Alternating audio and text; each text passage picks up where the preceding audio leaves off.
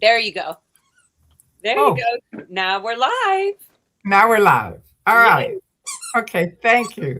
So, hello, everyone. Thank you for coming by ToryMagoo44. My guest tonight is LaraFM and LaraFM Music, if you want to email it.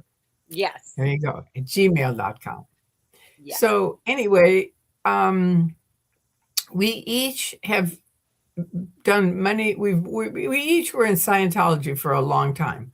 I was in it for 30 years, woke up in 2000, escaped out, and wasn't going to say a word. I wasn't going to make a video. I wasn't going to protest, nothing. And then they chased me across the country. And from LAX to Tampa, by the time I got to Tampa at 1:45 in the morning, I was an activist. And that's what happened. And I started talking and I haven't shut up since. And one of the top executives in Scientology wrote me and said, keep talking. There's so much light on you at this time in 2000. They won't hurt you. They can't hurt you because I mean, they've done a lot of shit. They've done a lot of their fair game stuff, but they can't do it. They can't kill me. Do you know what I mean? Not that they're Right. going to kill me, They'll but they'll that investigation will be done if that were to yeah, happen. yeah.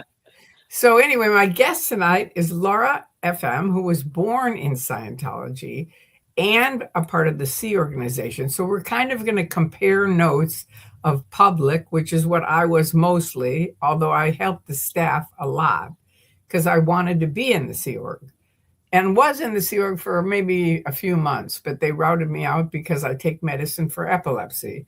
And they said I couldn't, so they routed me out. So And anyway, there you go. when they route people out is when they kick you out, basically out of the Sea Org, because you're a risk. You're a legal risk, or you're like a public risk to Scientology, like PR or whatever it is. And so, But that is not true for me.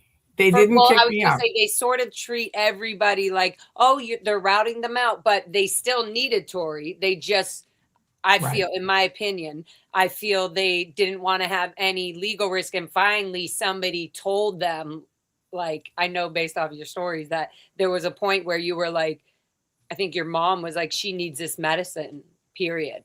Period. Like, no questions asked, right? Yeah. Yeah. My Crazy. mom was like, I'm flying out there tonight if you're not on your medication because I was having massive grand mal seizures and I was losing my short term memory. And so she said, okay, that's it. Either you're on your medicine today and your doctor calls me today and tells me you're on your medication. And my grandfather was a doctor, so I'm pretty sure he was in on it. Or I'm Or she flying out knew. there. Yeah. And believe me, L. Ron Hubbard and the Church of Scientology will never forget your mom. So Hmm. that kind of changed things. But Hubbard actually wrote me, and now whether it was him or a Sea Org member, but it said L. Ron Hubbard. And he wrote me and said, you need to get auditing and handle epilepsy in the HGC, which I had been co auditing, which means you and I would train and I would audit you, you would audit me. It's much cheaper and it's much better. But anyway, he was like, no, you have to get professional auditing and handle epilepsy, which of course that never happened.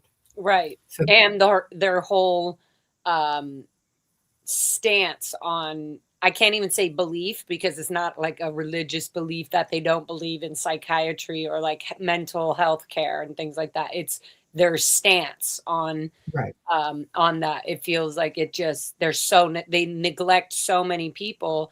That's one of the main things about their constant daily abuses, is not helping their members that are currently inside, that Right. are in pain and are going through like mental health issues, and they just, oh, you just audit it out, get them in session, Yeah. get it, Keep going. just keep Keep going. going. The way through is the way out. Yeah. The way out is the way through. That's Oh, the actual there you go. quote. Yeah, there you go. And my quote is the way out is the nearest door. Yes, I like that one better. Yeah, me too. The So way tell out us is the nearest door. so tell us about you. How did this happen? I mean, your mother got into it? So in my view, from what I've, there's been only so much that I've been allowed to ask my parents, because I was born in the Sea organization. And Right. so to even ask them questions about the outside world of the Sea Org and Scientology, it was Right. almost like I was asking, like, I was out of valence, or like I was being They don't know what curious. that means. Like What I does was out of being valence mean? out of valence means like you're not being the person you're supposed to be, and you're adding other characters and valences to who you are instead of like just who you are. And in the Sea Org, when they say that, like that's a little out of valence, or they'll say that's other fish to fry or aberration. Um, it all means that they're all things that trigger you, your reactive mind, to make you do negative things or make you feel like you want to be in the outside world and not in the Right. Sea Org, Right. or in Scientology. So yeah, I wasn't allowed to ask them, just like as a mom or dad, parent and kid would be able to just ask, hey mom, did you go to ballet? You went to ballet? How was that? Like, I was always asking my mom about her ballet, and like, can I see pictures? Why can't I see pictures? Come on, mom, I promise I won't get whatever. I would use the Scientology term. I'm glad I forgot it just now. But I would say, like, I promise I won't get, triggered by it, in the And non turbulated. turbulated, exactly. Um, and so she would show me just a few things here and there. And so I know only snips of the story. And I feel like what I know of it is that my mom and dad met in Toronto in Canada. They're both from Canada. And Oh. they met in the Scientology organization. Before my mom and dad met at the organization, my mother was a ballet dancer and was like her life. Oh. and Oh. and my dad was just a fun little, I guess he was being just the wild one, doing construction, fixing roofs and things like that. Somewhere Right. along the time, along the lines, my mom ended up being at the Toronto organization, and same with my dad at one point. This is my understanding of what they've been able to tell me. Right. And so then they met there, then they whatever, oh, blah, blah, blah, oh, we got to be married. So eventually they got married, and they had my brother and my sister in Toronto, Canada. And then my mom knowingly, when she was 6 months pregnant with me in Canada, she flew to Los Angeles because she knew that she was getting orders to basically join the executive structure of Scientology, in the Sea organization. So Ah. she knew that I should say, Scientology, the people giving these orders and all of this, knew that she could have her child there. Whatever agreement that happened there, that's where they can come on the stand to talk about it. But my mom ended up having me at the Wilcox, as a lot of people may know it, but it now is called. Home of the 10-pound cockroach per Spanky Taylor. Yes, literally. It's fucking so disgusting. There was always cockroaches. I still have the deepest like disgust of cockroaches. Like, ugh. Right. I think most Yeah, people don't like them. Now, let me ask you a question. yeah, While creepy. Kelly asked Laura, I know you have seen your dad a couple times since the disconnection, but have you seen or heard from your mom at all? Absolutely not. And I think it's uh I think it's two things. I know that my mom and dad are divorced, so they're not together anymore. And that their whole relationship has been just completely destroyed by David Miscavige himself. He's the one who's ordered my dad to the RPF. So, my dad was down here at the Blue Building on the RPF for about 7 or 8 years, and they were only Oh allowed my to write, God. yeah, the rules are you're only allowed to write written communication until they're done, and whatever that is. So, and then he had to make amends to do liability or whatever to go back to gold base. That was the thing, but that's never what happens. Dave Miscavige never lets people go back to gold base once he sent them away.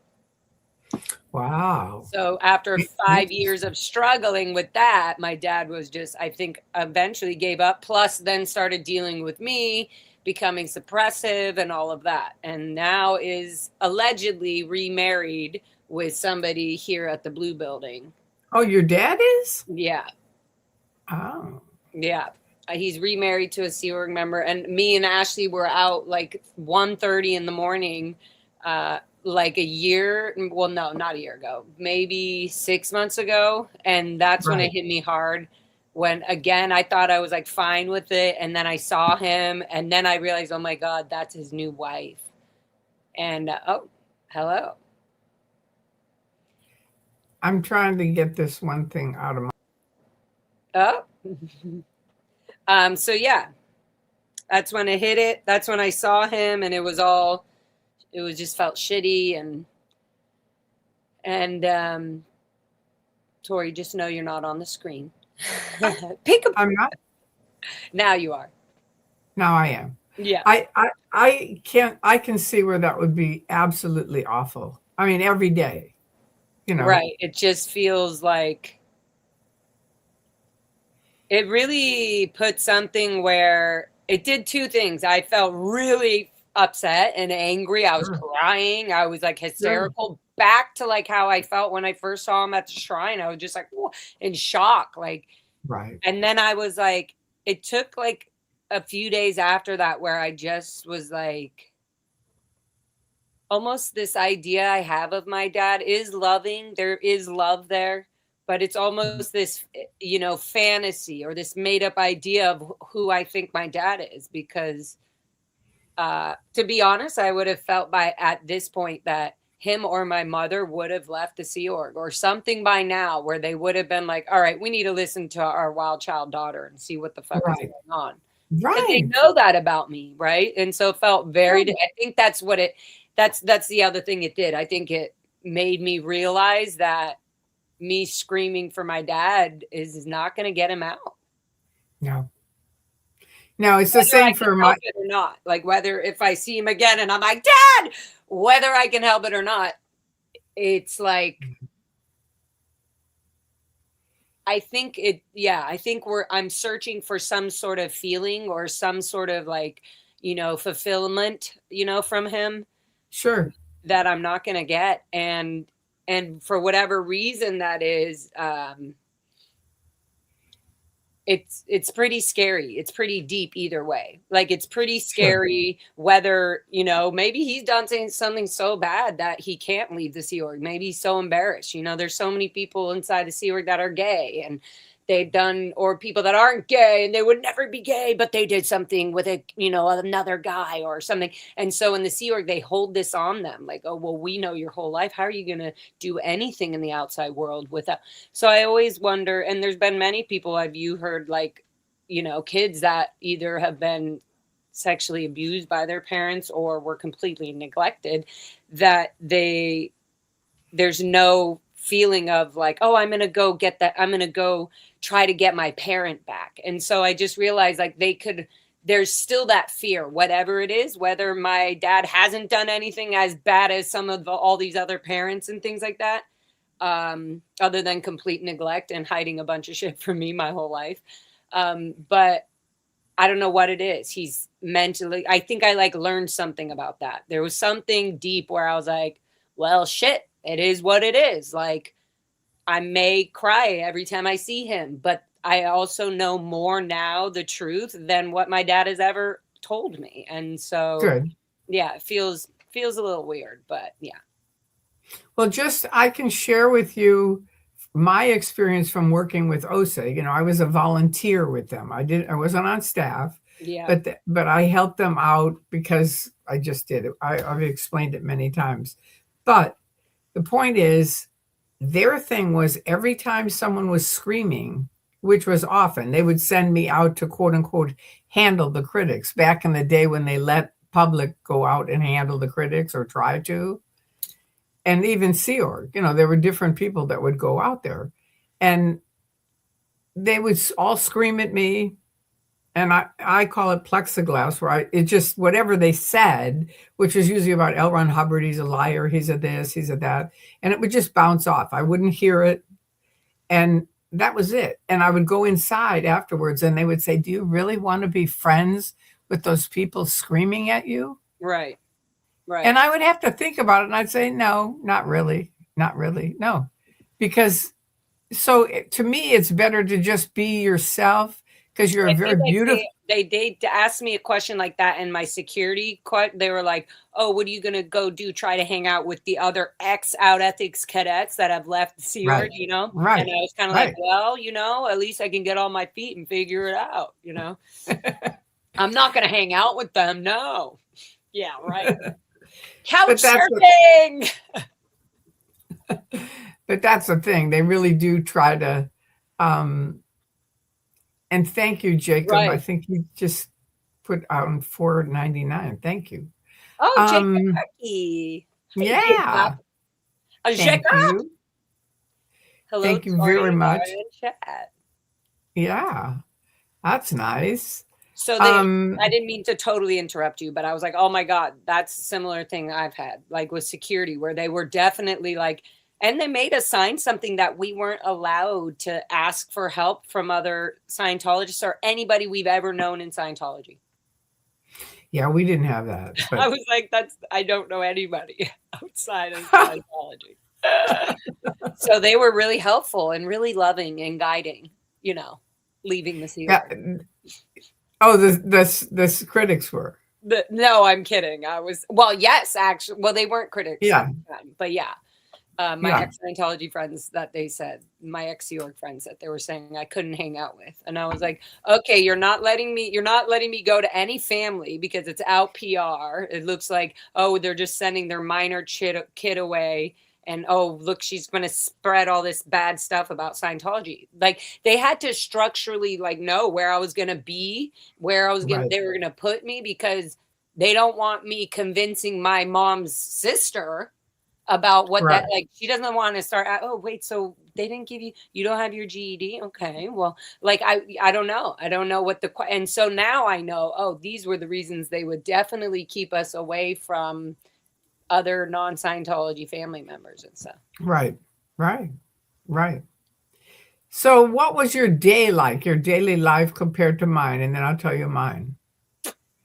Okay, well, the cadet org at the Ant Ranch was a completely whole different story, but similar thing in terms of like following the schedules, following the rules, keeping the PR in. Everything's about protecting Scientology. So even as Right, kids, as little baby cadets and children, we still were like enforced, and in our minds, our whole life even up till now, I'm not a child. I'm an adult in a small body. Um, we always were thinking that we are big adults and small bodies, and that we should be able to, be as awesome and magical as any OT8 and da da da da da. So we were always thriving with this bigger purpose or bigger goal that seemed to be led by our parents and by other people that we knew in the Sea Org and Scientology, including you, I'm sure, for some people.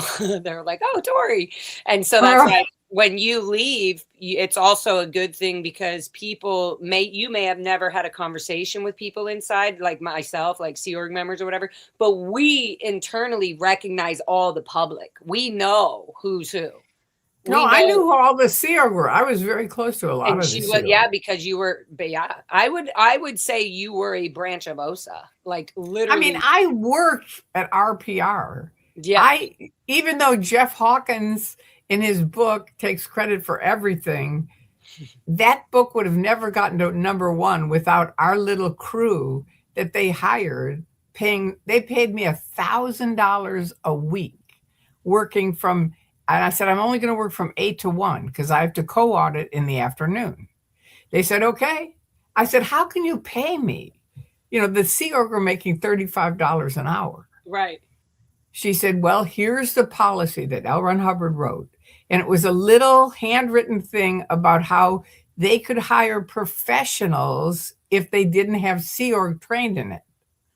So they hired me and 3 other people to basically make 1 million phone calls to radio stations and get celebrities set up to be on the radio station talking about Dianetics Uh, so for a wait, thousand that's very dollars interesting.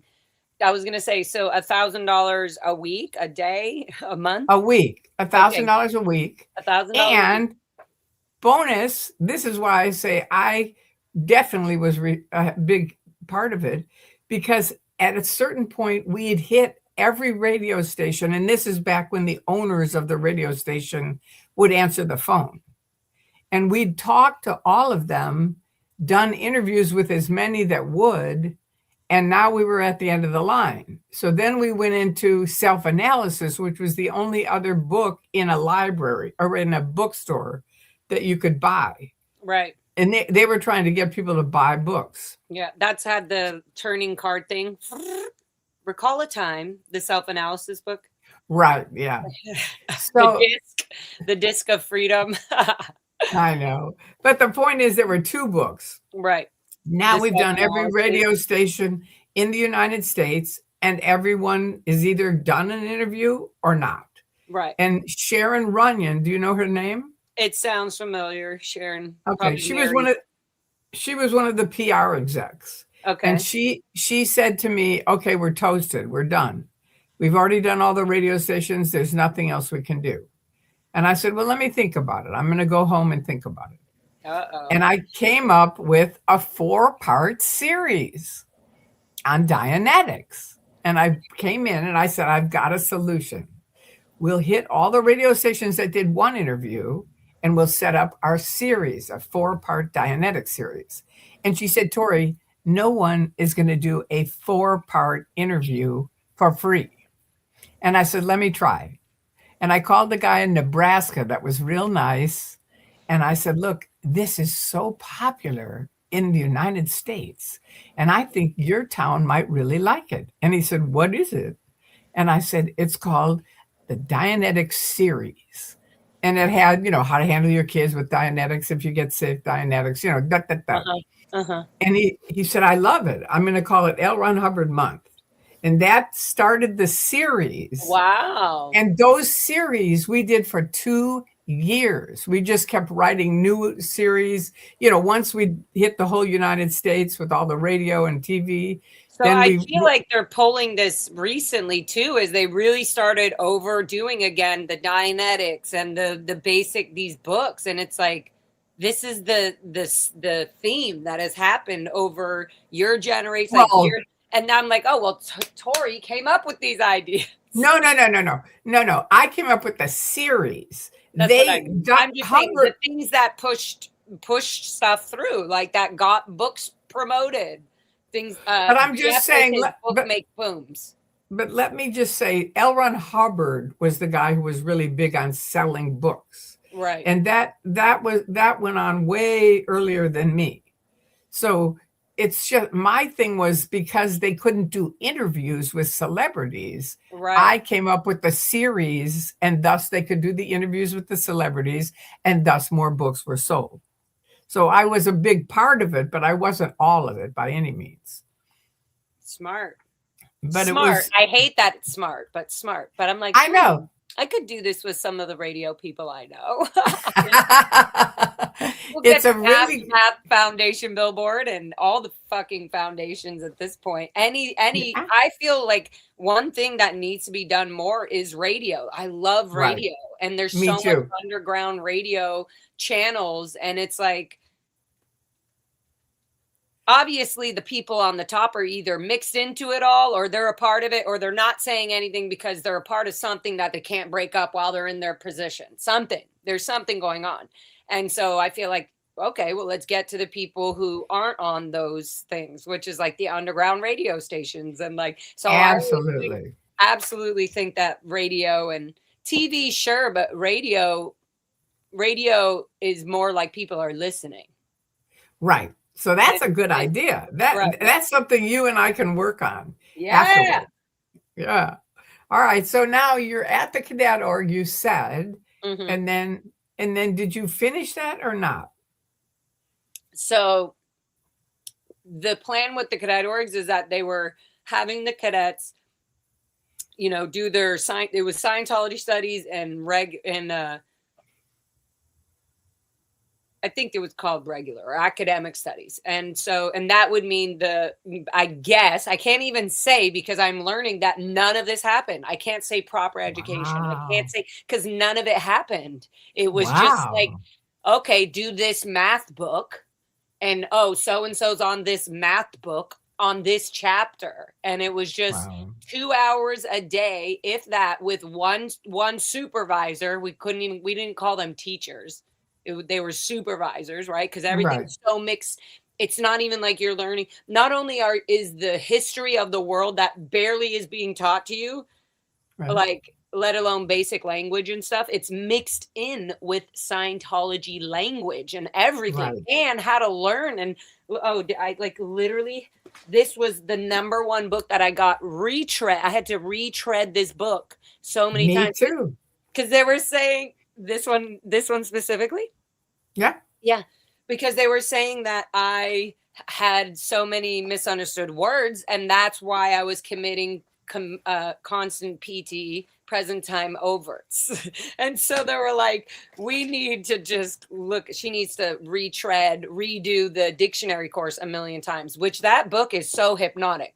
But as I get to it, is like everything I was learning was so infiltrated by Scientology fucking alien language. Like, I don't know what else Right. to call it, but you don't realize it until you really step out of it. And I'm still stepping out of it. I'm still stepping out of it. Sure. Sure. Yeah, and I'm still like, okay, we did not get proper education at all whatsoever. And really how it was at the ranch for most cadets, was we had one teacher and there was about 30 cadets, all different ages, so there's no real separation of age group. And sometimes there would be a 17-year-old cadet who was completely illiterate Oh yeah. in the same group that we were doing book 4, math book 4. So there's no pressure on like getting them through studies or getting No. it, there's No. no like, hey, you have your the SATs coming up. There's nothing like that. It's hurry up and hopefully you'll get some of this education that you might need before you are old enough to join the Sea Org. Or Ugh.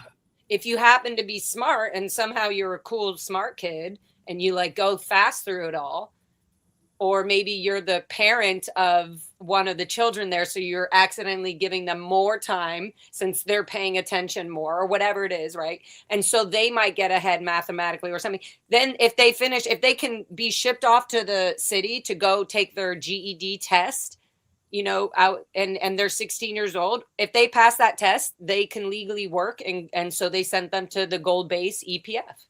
Right.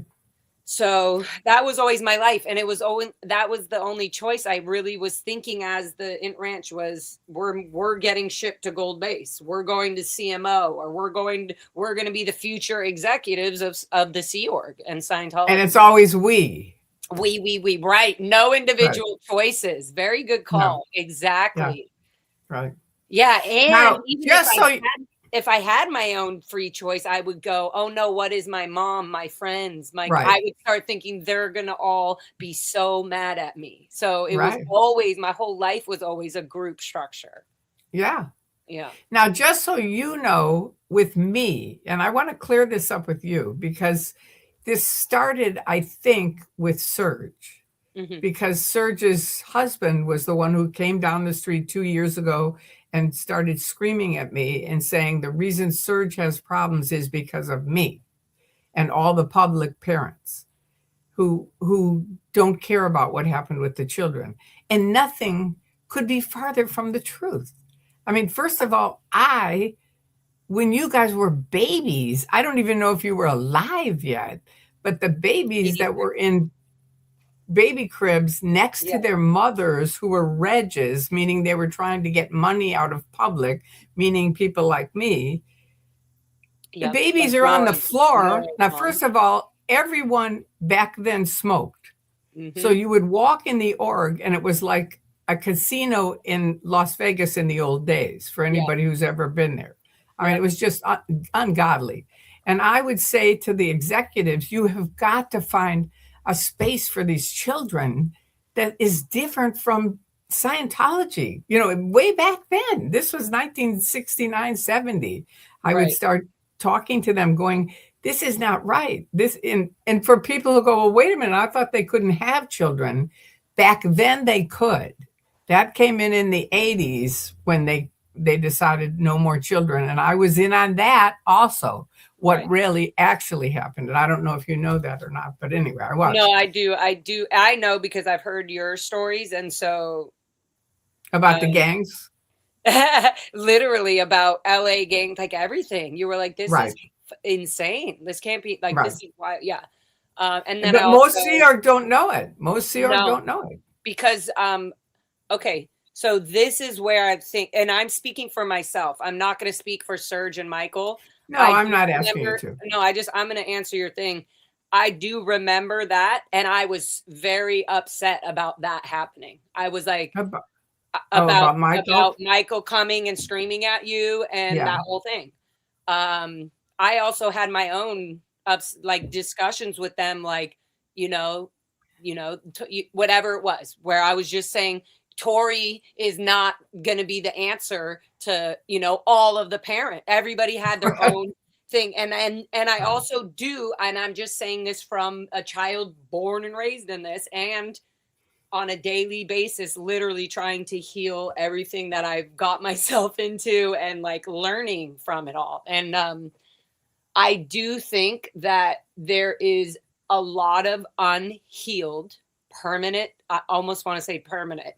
Yeah. But that's how I can like only give it to people, is it's unhealed permanent brain damage where um which was all led and held, and what I guess in the Sea Org we'd call this was reasonable. Everybody was reasonable about this fact that the kids were completely neglected, completely fucked. And this is what I mean about permanent brain damage. I'm learning a lot about psychological child brain damage, of even being separated from their parents, not getting that Sure.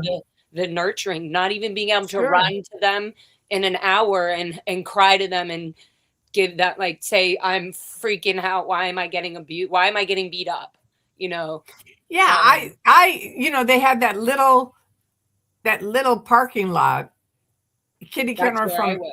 Yeah. right. And all you could hear all the kids yelling and everything. And I would go to the executives and I would say, that is not a place for children. You can see how big it is. I couldn't see in it, but I could see how big it was. And it's not even a quarter of a block. So I think I know, I think I don't, I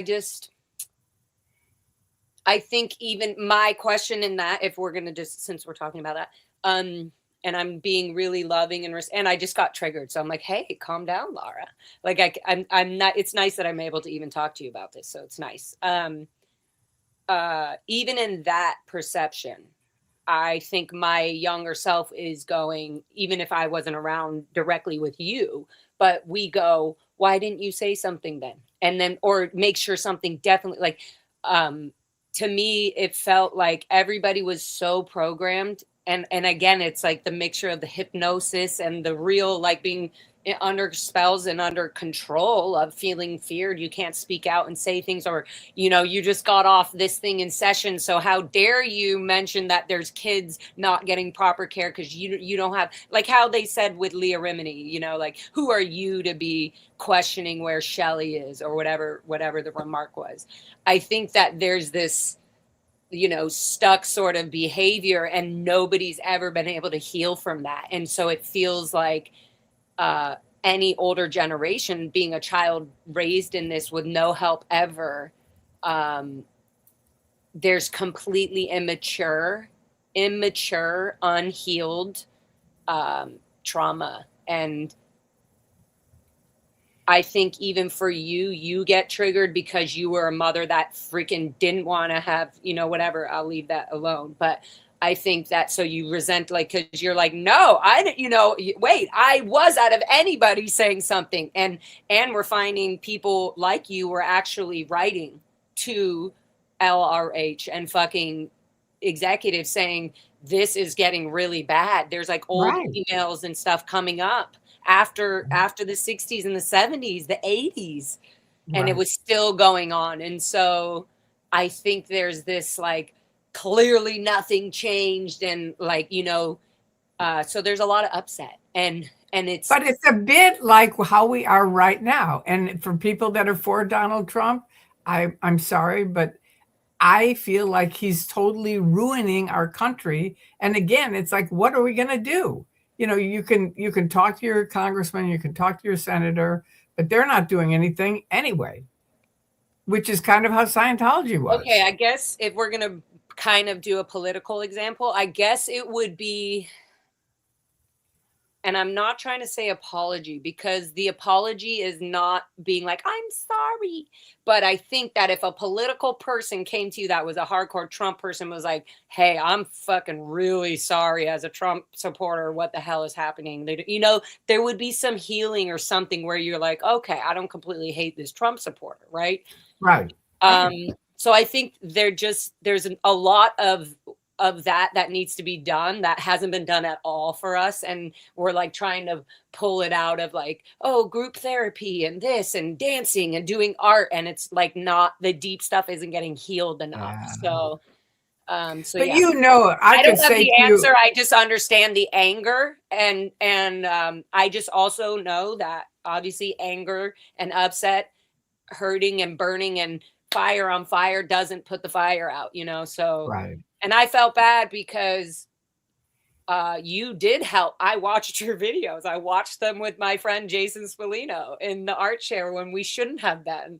And I felt Right. like, how can this lady be so evil if she's just like doing her little thing on in her little lamp and telling stories like about real shit? I'm like she's wild. Like, to me, being a slave in incarcerated, you know mind controlled, hypnotized child, it was slowly whatever you were doing and saying and how you were saying it, and knowing that you had many more videos that I could always pick up and watch and not have to feel like I need to listen to everything right then, Right. because it's easy to say, oh, Scientology's crazy, oh yeah, the kids were abused, like, but it's like, that's not enough. No. It's not enough. You have to No. break it down, because then Yeah. people start to listen and get interested, which I love the radio idea. Is like, and the Yeah. episodes of like, hey, why not? I just love that. I mean, even for our YouTubes, I loved how you did, late night with story time telling with ToryMagoo, things like that. And Mm. so I felt bad for that. I also totally understood the upset. And I even say upset. I don't know if that's a Scientology word or not. I just mean I understand the heartbreak. I understand the pain. I understand the But sadness. my thing is this, you can't, like, Serge wouldn't even meet me. I went up the next day and said, "Serge, I wanna meet you." And he said, "No." I And would let me tell you something with that. People in the C organization, our whole which whole he our whole childhood brains have literally been taught this is how you handle things. And if you can't handle it, then you cut it off and say, no, that's it. That's what we were taught. And so, also a lot of people who are so vile still to this day, who are ex Sea Org, mainly, I would say Clearwater executives and things like that, have tried to reach out to some of us, and it's like, no, are you crazy? Are you crazy? No, like, go do it. Go explain to the world. Don't come to me. And so there I is got you. that, and that's what I I'm got you. saying. And I Okay. don't want to say don't take it personally, but also it is that vibe, because you've done a lot. You've done so much in Scientology helping them, but now you coming out is doing like quadruple that, because you're explaining what they put you through, what Right. happens, and Right. from a whole different perspective of how they get kids like babies marinating and like being born into the inside where they don't even know that this is inhumane, you Right. know? So, yeah, I think And I will say this, that we have to say they do a good job of molding public and Sea Org, where Mhm. it's sort of like they, and we have to say this because not enough people say it. First Yep. of all, on TikTok, everybody on TikTok that I talk to thinks everyone in Scientology is Sea Org.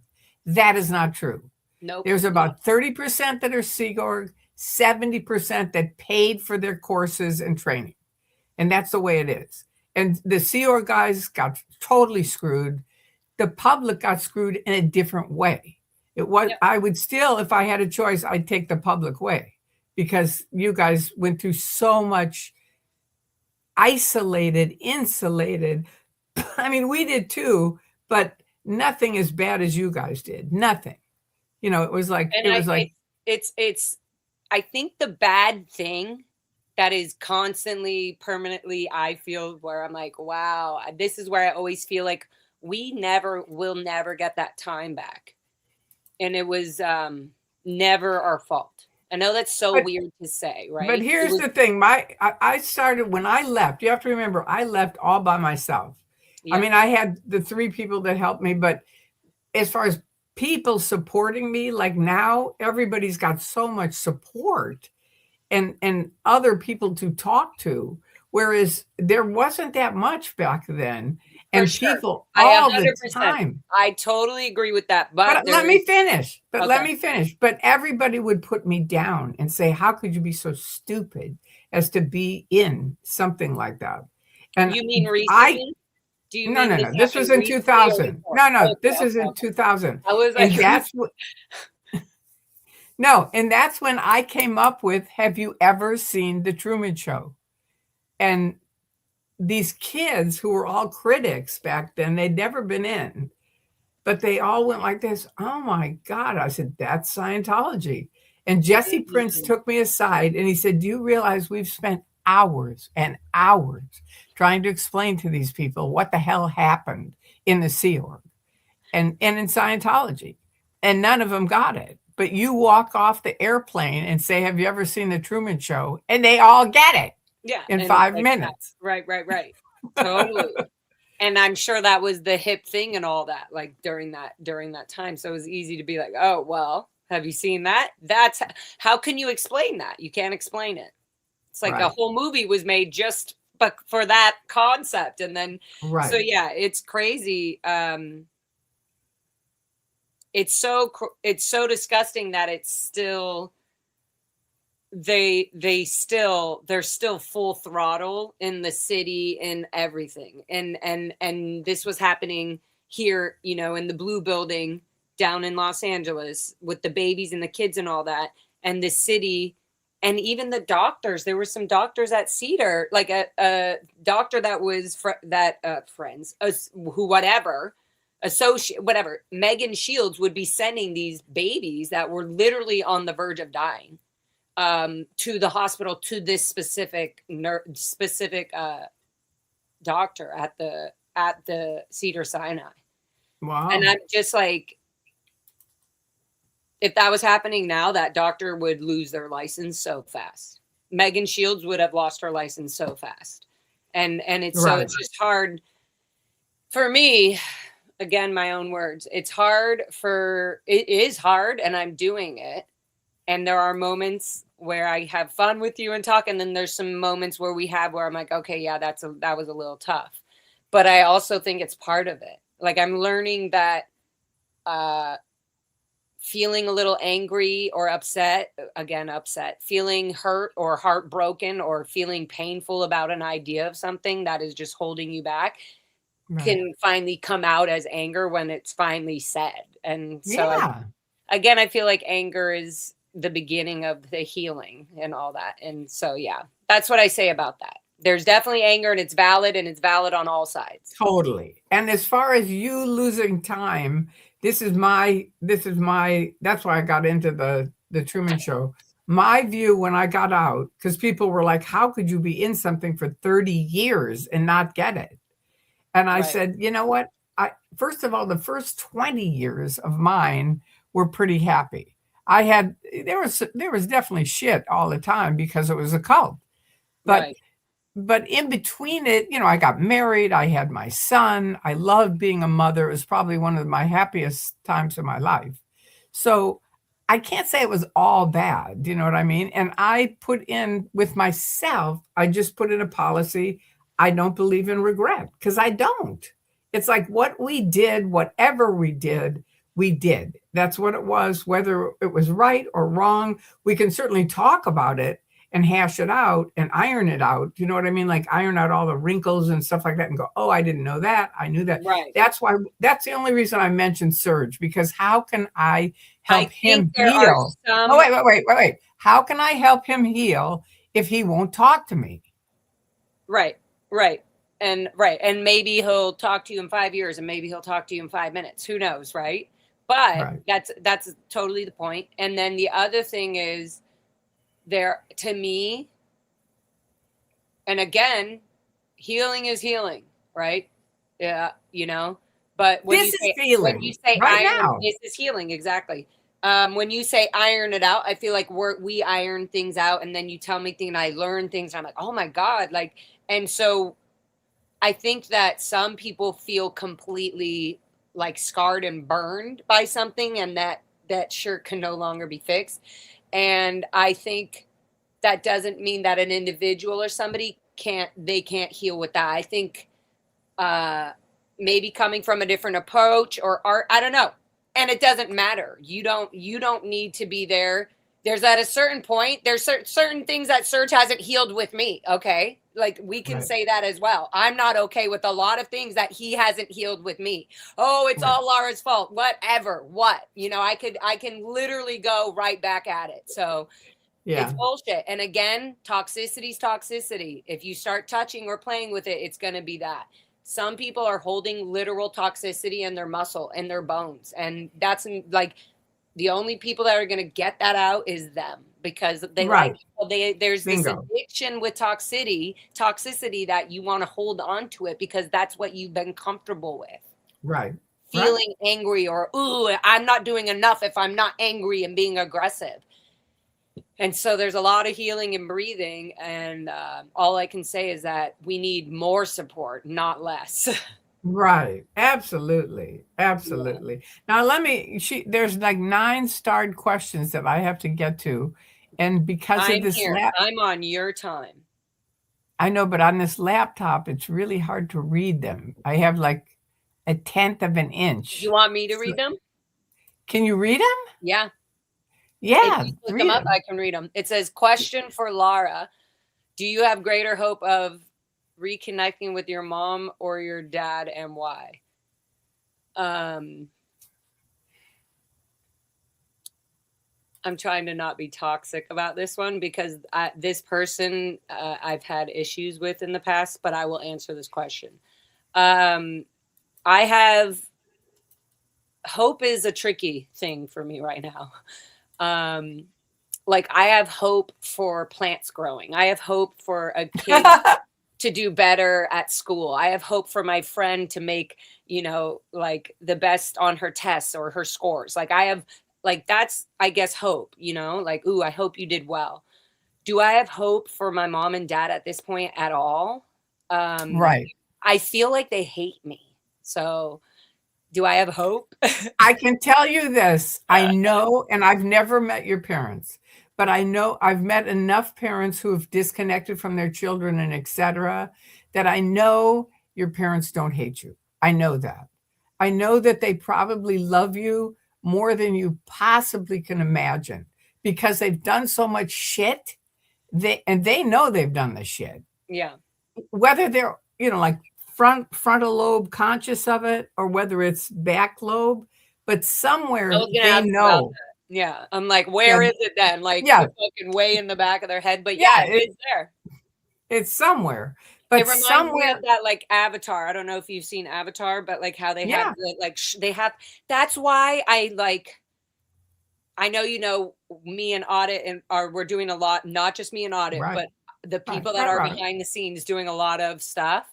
Mm, We're working on these things where like that legally was that was so not okay for the police officers and the Jennifer and the Scientologist Sea Org members that were telling us that we couldn't be on the sidewalk when I first saw my dad 3 years ago at Shrine Auditorium. Right. Because, and I go back to the Avatar thing, there is a connection of like me holding my dad's hand. It doesn't matter how old I am. It doesn't matter if I'm his daughter, No. tiny 4-year-old, or I'm Yeah. back to holding. There is a deep connection of a hug and touch of somebody and Right. saying like, Dad, will you please give me a chance? And being able to maybe slip a note in his hand, Right. a number, something. Give me a chance, Dad. Something, right? And that didn't happen because of Scientology's tactics of having fake permits and not showing the protesters and not only showing the police and tipping the police off. You don't need to show like, no, this is how they're going to get called out. And so I don't know where I'm going with this, but there's that connection I where was just saying that your parents love you. That's yeah. the point. And so They in the do. back of their head, I do feel like there is that. And so if there's hope, then there's hope. Like, whatever that is, but in your life, here's the thing. I'm worried about my mom for sure. I'm worried about my mom. She had breast cancer a year ago. She was under the care of Dr. Minkoff during that as well, which is also scary. God. And Awful. now because I feel in my opinion, again, I've been doing stuff behind the scenes. It's just because my dad's here. Maybe I talk more about him, or I feel like there's more of a literal connection. If I lived outside of Gold Base, I would probably only be talking about my mom, like, and Bob, Ferris and people that are stuck there. So, I tried to do I don't know. I tried to do, it's been super hard trying to do, I feel like I shouldn't say it, but I'm going to say it because I've already not lost, but I tried to do a wellness check on my mom. Good. And I wanted a psych evaluation done. And because I think I said that specifically, I'm finding out that my mom is not getting mail and letters and stuff from, let's just say that she normally would receive from different people in our family all the time, that it was like sent back and stuff like that, or they didn't get it. So it's just been difficult because just even finding the right people, but we're doing it. I'm definitely, I've been on the phone with the FBI. There's shit happening, but it's like crazy. Again, don't say anything anymore. I'm not saying anymore. It's crazy how much though Scientology has infiltrated every single city and area that they even have one building standing in. I know.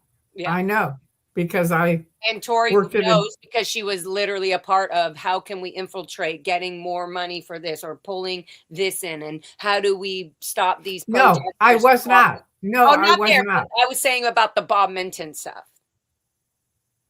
I mean, Bob Minton, the Lisa McPherson, when there was like all the picketing happening. Picketing, that was another word. That was Clearwater word I learned. But remember, I walked into that saying I called Stacy on the phone, on this phone. Yeah. And said, I'm not going to protest. Yeah. I'm not going to make videos, and I'm not going to speak out.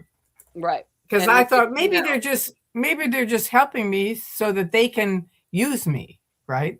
Right. And maybe they're OSA. I really wasn't sure. Right. So I told her that, and she said, Tori, we're only doing for you what we wish someone had done for us when we left the Sea Org. Mm. Now, which can feel scary. It can feel scary because it feels like, no, you're just trying to get my information so you can report back on what I'm doing, right? Because you literally can't fucking trust anybody. I know. So listen what happened. I get there, and they take me to a house in Clearwater, but it's sort of just a very plain 2-story house, right? Mm-hmm. And I've heard forever in Scientology, this guy's a multimillionaire, Bob Minton. Yeah. And he says, I'll help you. And he buys me the ticket, and he buys me a first class ticket. And, he's very helpful and very wonderful.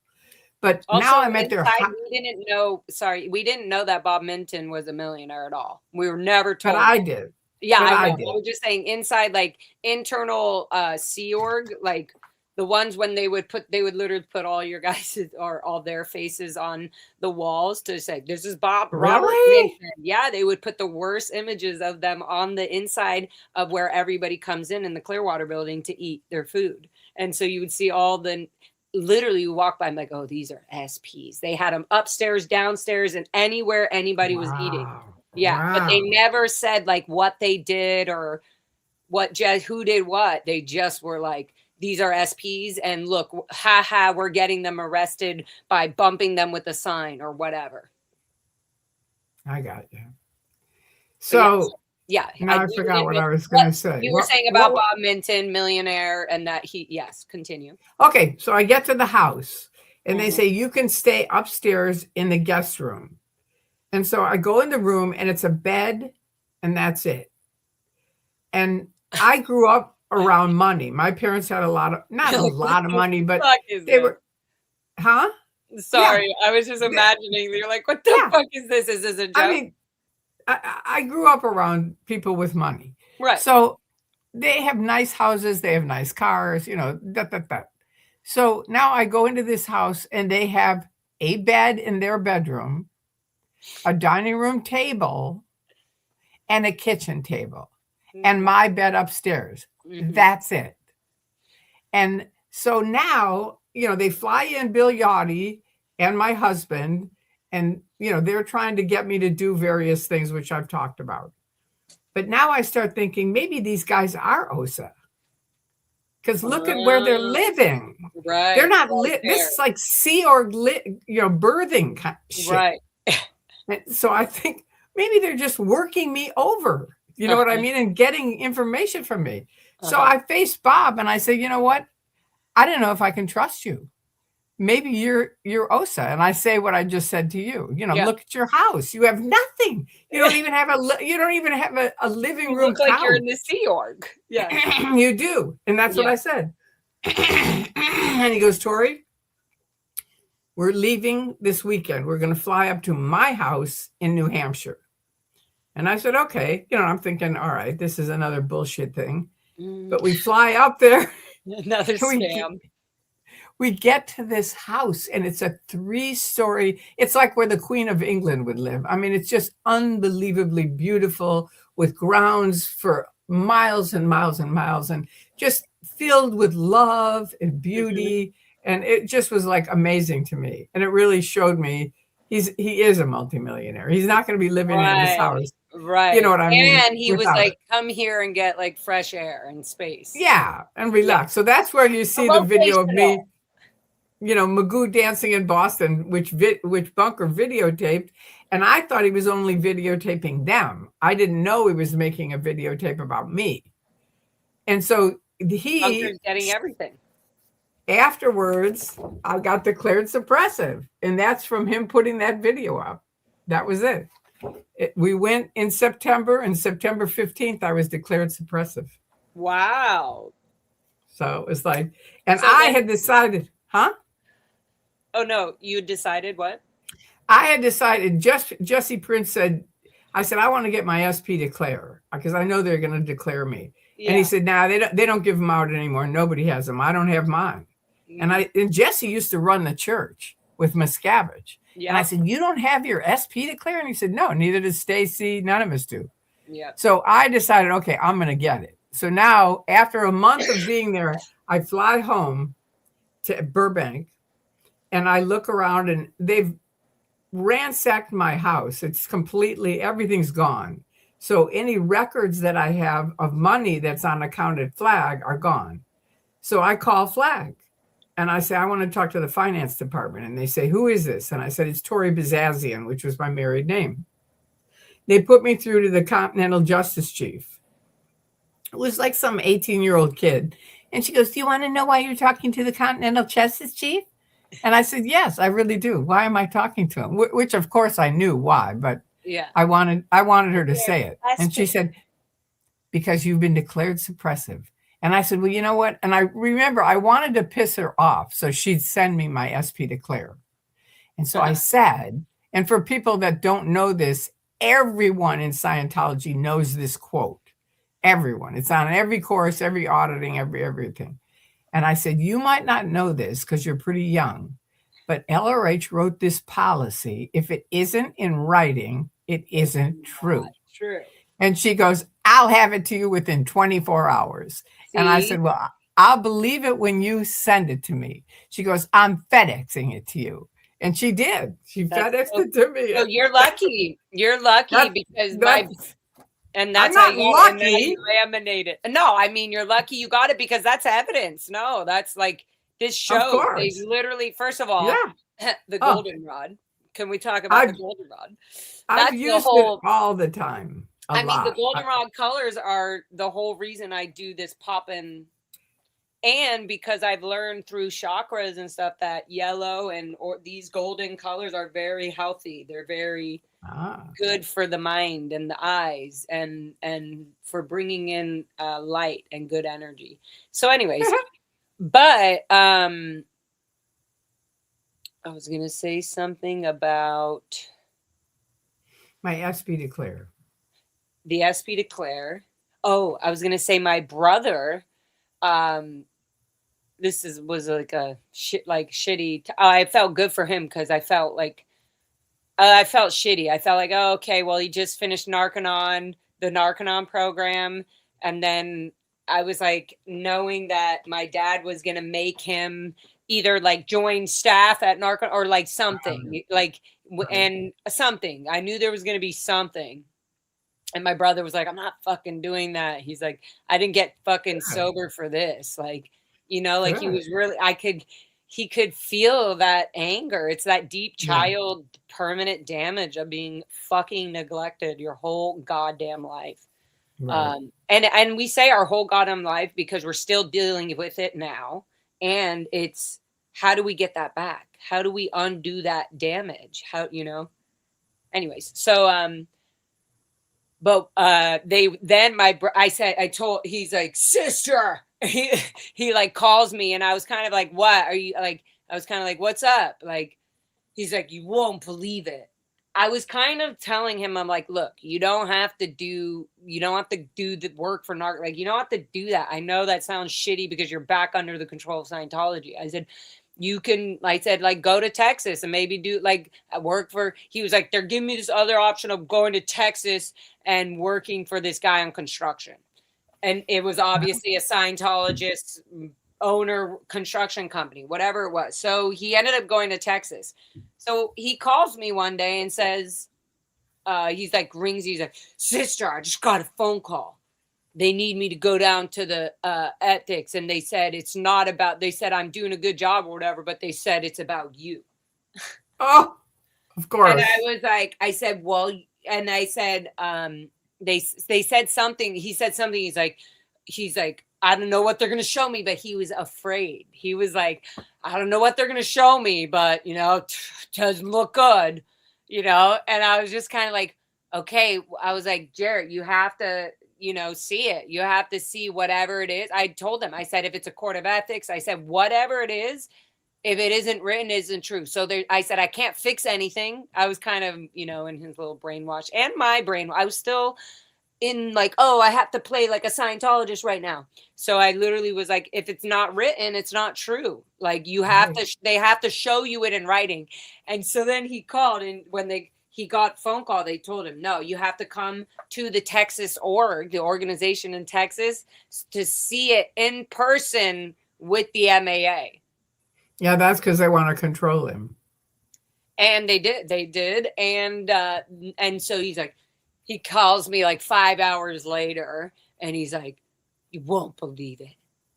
He's like, they showed me your declared suppressive person order.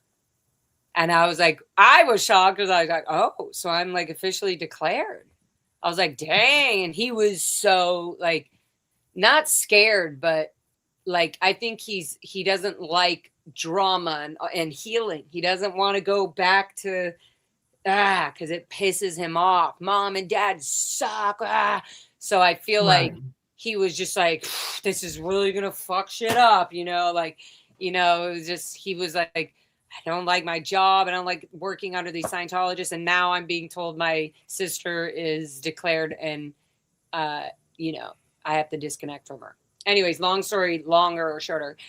He basically, I said, well, why? I was like, they need to give me a copy. In the end, I was like, I don't care. It is good. I said, good, Jared. I said, if you feel like you need to not talk to me, then don't. He's like, no, fuck that. I'm going to talk to you. So I was like, okay, whatever. But I told him, I said, if it isn't written, it isn't true. So they weren't going to show him, but they said, if you come to the org, then we will. And that's the only reason they showed him. He said, Wow. I asked him, I was like, what did it say? It said, Megan Anderson. I said, oh, so it didn't say Lara? They literally still call me Megan Anderson. Megan. Yeah. Wow. So yeah, he was really scared about it more than me. But I think I was like kind of warming. I was getting ready for that. Yeah. But that's how I found out. So I have no proof like you do with your laminated goldenrod.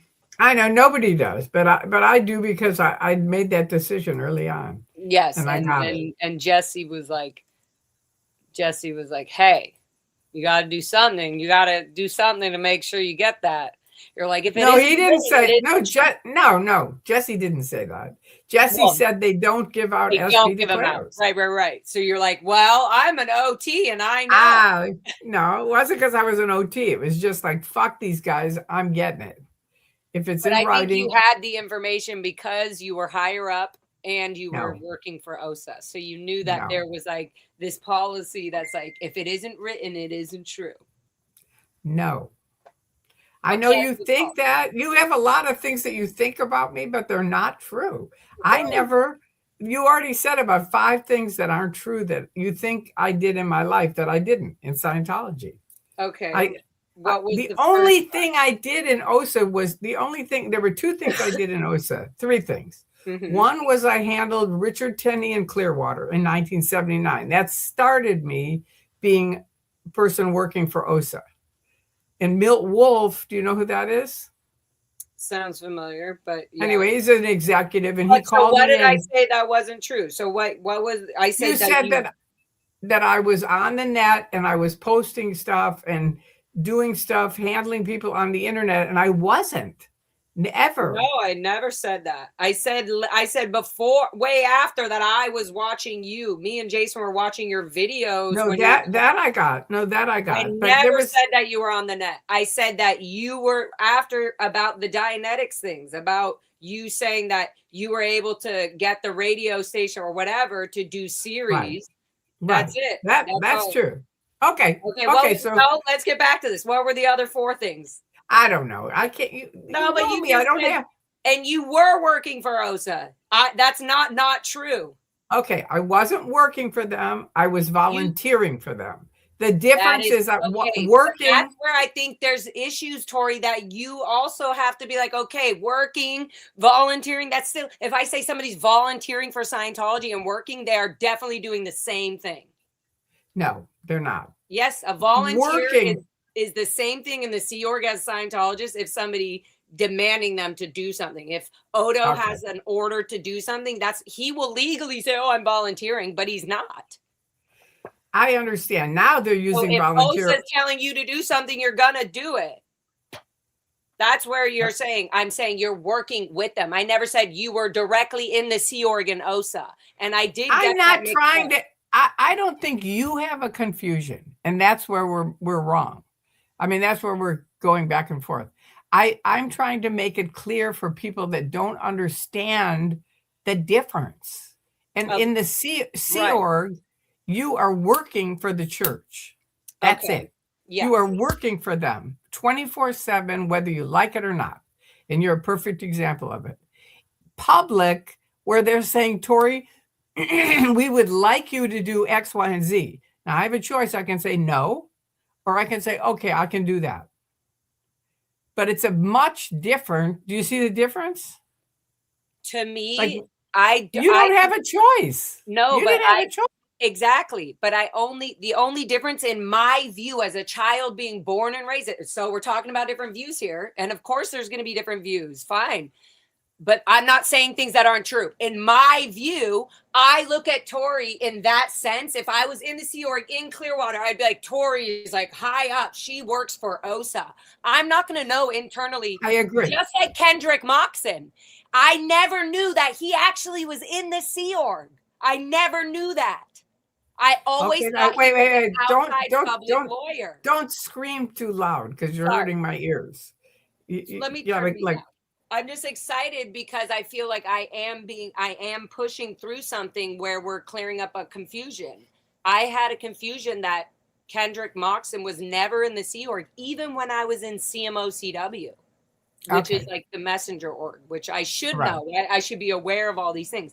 But because I was raised as an internal child and then went to Clearwater and then was doing that, I had no perception of the outside world. Right. And so I didn't understand the difference between internally, just like I said, we didn't know anything about Bob Minton being a millionaire, like internally, because only David Muscat and people who knew that needed to know that would know that. Like, and so it's the same thing for me as a Sea Org Scientologist. I never thought Tori is not an OSA. I thought she's a powerhouse of Scientology. She definitely works with OSA. She's getting her orders from OSA. In my mind, as a Sea Org Scientologist, that's how we viewed you.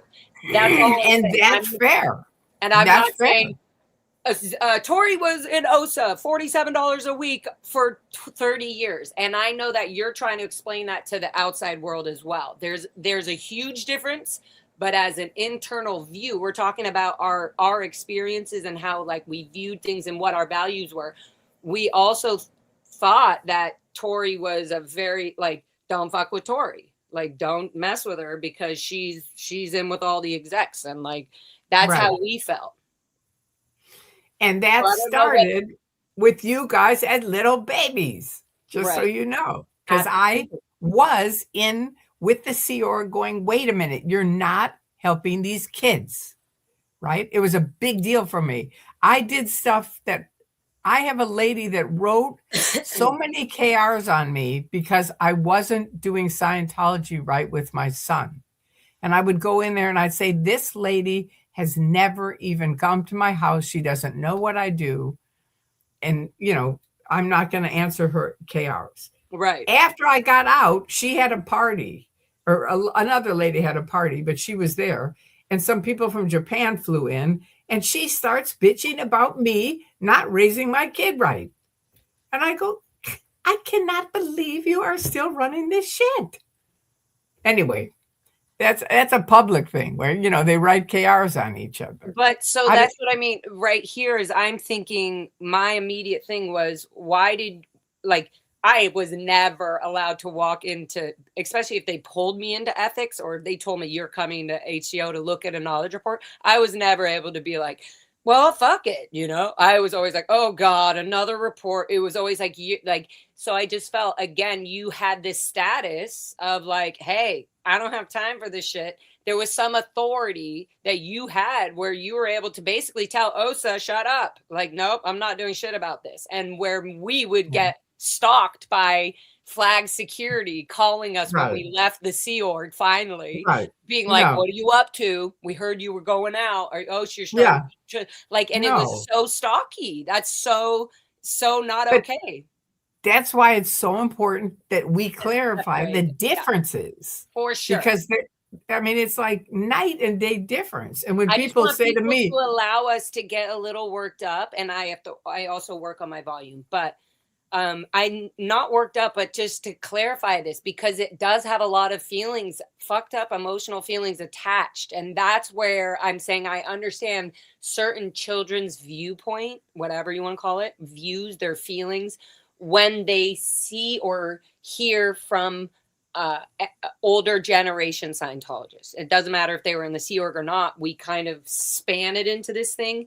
And it's really great how you are breaking it up and saying, here's a view of me. And look, see, clearly Lara has a cuckoo nut version of that. But also you're breaking it up being like, I wasn't allowed to be in the Sea Org, but there was still this high respect for what you did. because everybody was pushing the intentions of Scientology, anything goes. So it didn't matter if it ended up being a little, and that's where I was trying to ask about people, parents, not just you, not even just parents. I'm saying people not, I'm sure, Tori, you were one of them, but you weren't the only one that was saying, hey, this isn't okay. Because I've literally Right. read policy, No. like letters to whatever, cramming, I'm like, cramming, this is like a kid is literally fucking about to die, has the biggest fever, like, anyway. So there's this crazy perception where you aren't in the Sea Org, you never, like, you weren't in the Sea Org, and the kid's view of being born and raised in the Sea Org is also completely different than somebody being just a baby born and raised in Scientology. Like, that's totally different as well. But later going into the Sea Org and then leaving, I guess you said you were only really in it for a year or something? A couple months. Couple months, okay. As soon as I ran out of my medicine, I had to get more medicine. And that's when And they said, well, you have to go to the MLO.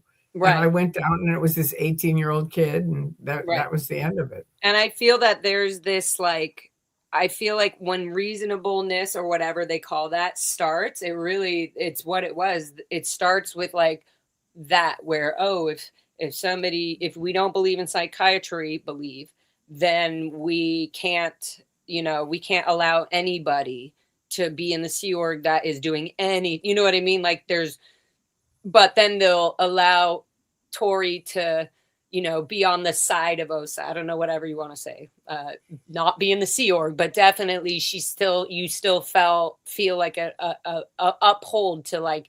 Well, remember, I wanted to be in this Sea That's what Org. I mean. That's what I So mean. that was my goal. So Right. I was like, okay, all this other shit, I don't care about it. I want to be part of the Sea Org. That's what my goal So can was. I say that you were still working and being the equivalent almost of a Sea Org member, Right.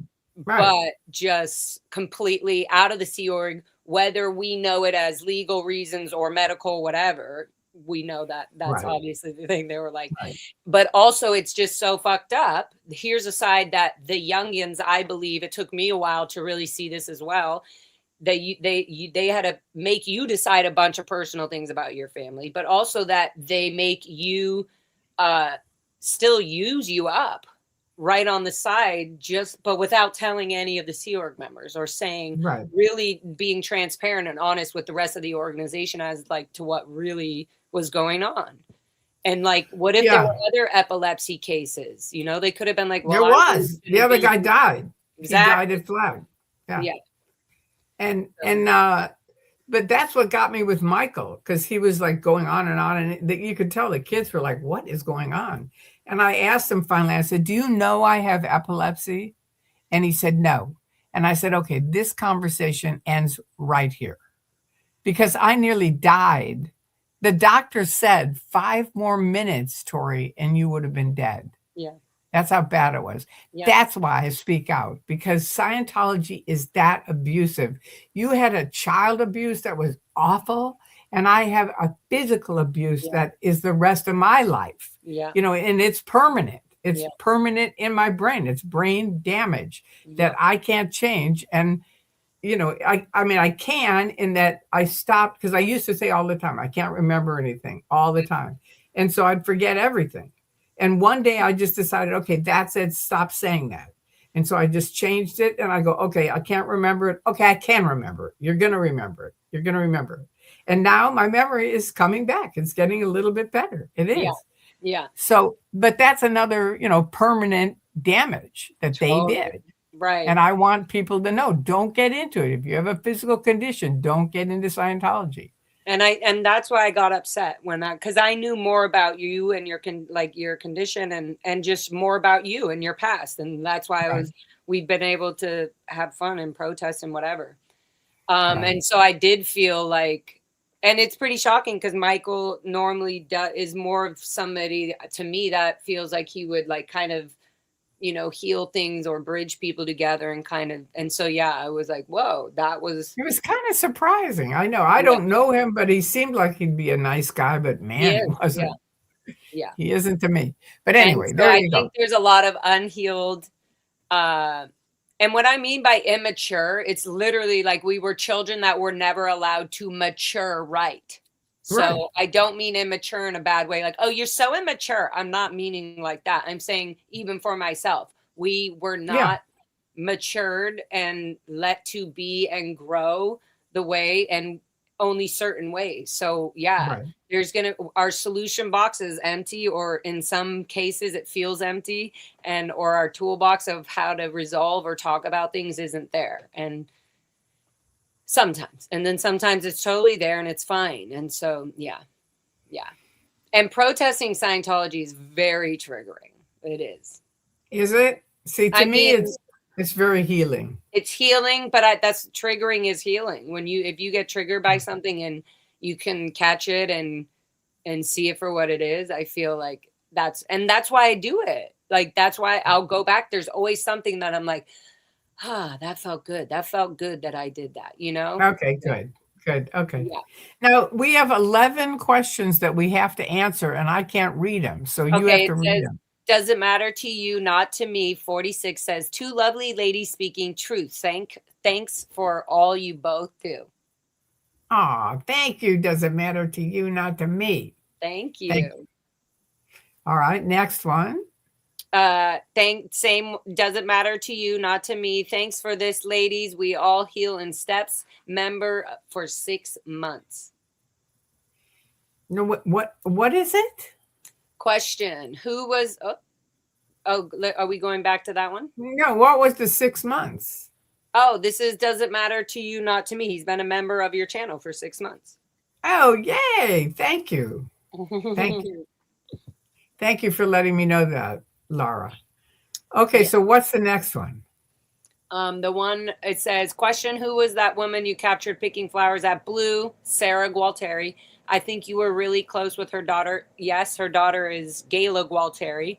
She was engaging in combo with you before security ushered her away. That was Alexander, the security guard, who ushered her away.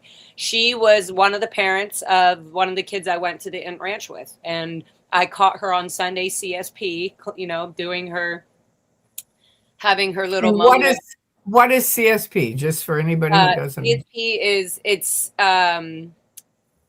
cleaning ship program, but it basically is L. Ron Hubbard's term for, on Sunday mornings they have about 2 to 3 hours where they clean their dorms, they take care of personal things, they can walk to the store and grab a few groceries, they can do a few, like, that's, they would call it, like, probably their, what the better terms would be, like their free time, like they're more. I thought that was Saturday morning. It's not? It's different for different people. I think it used to be actually Saturday mornings. Come in Okay. Friday night and it would be Saturday mornings. Yeah. And so Yeah. now it's Sundays, and some schedules are different, but yeah. She was one of the parents and she was really good friends with my mom. And so I just couldn't believe it. I literally was like, yeah.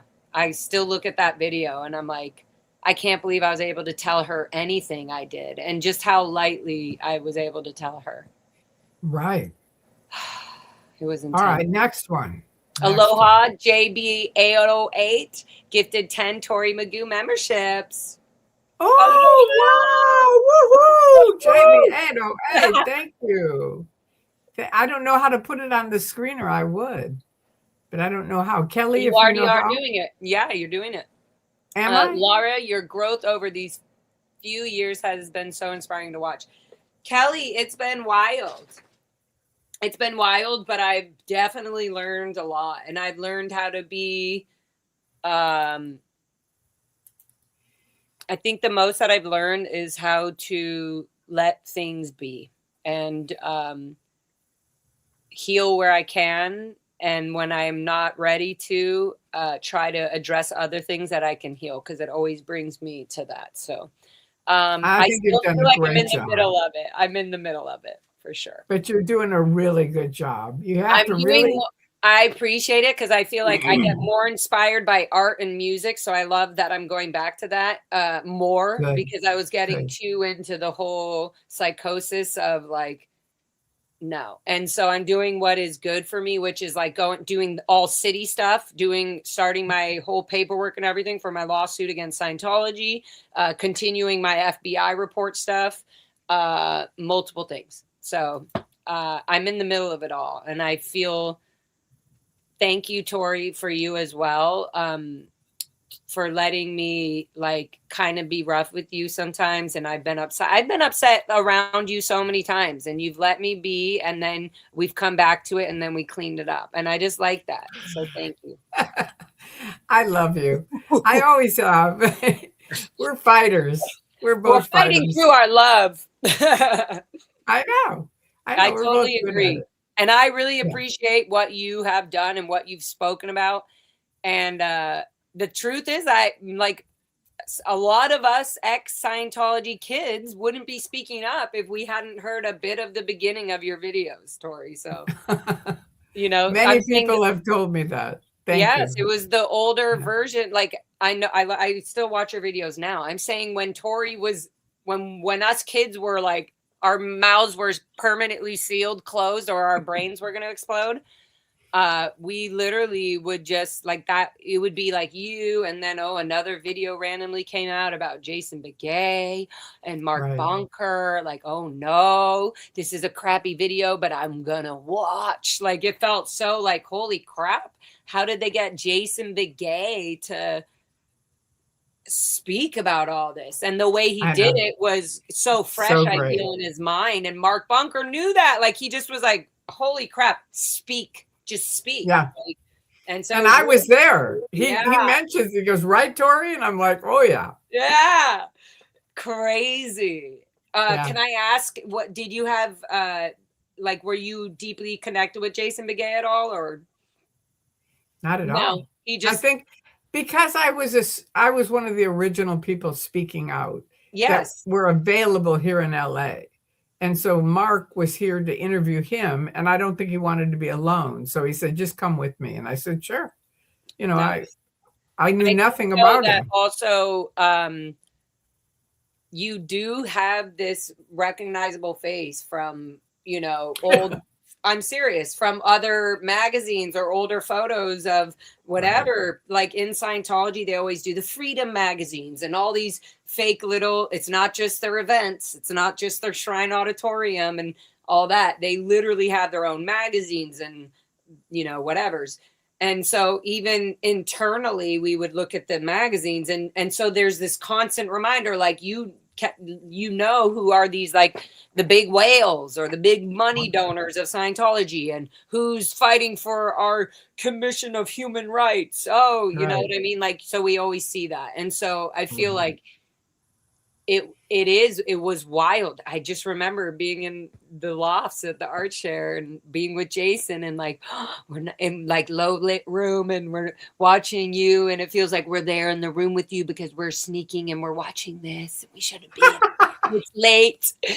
It just felt so crazy. That is how my brain started to unpermanently damage itself. Right. And so, like, even being able to, it's literally like complete trauma, brain damage. Like, if you ever watched like somebody on, on crime shows or whatever, the cops are trying to get them to speak or whatever, and they've been traumatized, or they've been long-term captive or whatever, they start to speak about, like,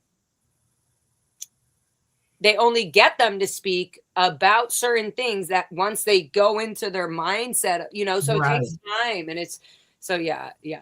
I appreciate you for that. And I know that you've helped a lot of people. So keep going. Thank you. And on that same note, a really fun thing for me also, as well as helping everybody. The ironic thing is I got into Scientology to To help. help people. That's Yes. all I wanted to do. And Right. I've helped so many people since I've been able to get out. But How can you now help me, Tori? I can. But now other people from other cults have been calling me, and I mean, and writing me and saying, Magoo, we were watching your videos and making fun of you. Because that was one thing when I first started. It was like Arnie and Larry Wallersheim. Everything was like very, very serious, and you have to find out about it. And I just thought, this is too heavy for a lot of people. It So I is. started in with Mr. Anonymous and my little bears and stuff like that. And Yes. it's just sort of goofy, but I kind of kept, always started it a little bit goofy, and then it would get into the heavier stuff. I And mean, these guys, that to me feels maybe it was that it's like this mothering effect. It's like Right. this, Right. like, It was kind let of me fun. tell you a good night story. And you knew who you're talking to. You know, Right. 'cause you had a constant audience. There's some people that would never chat. We were one of them because we were like, well, I don't want to be in the chat. And I remember, like, it wasn't even an option. That's what's so crazy. We would be Right. watching you, but we would be watching the questions, but we would never write in the chat.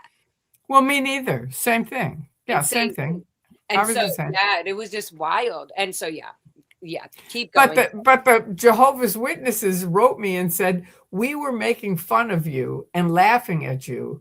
And then one of us said, and they were teenagers. And I said, we're teenagers. We were raised in Jehovah's Witnesses. And one of them said, you know what? We do the exact same thing that they're doing, that she's talking about. And they all woke up and they all left. And I've had more Jehovah's Witnesses write me and say they watched not that I was the only one, but it was a beginning into it, For which sure. is why that's why I made them goofy. And So, there wasn't definitely not a lot of people on YouTube doing that. Like doing right. that was not happening. There was no, No, in my eyes, I never heard of Aaron Smith Levina. I no, never knew any other live stream, nothing.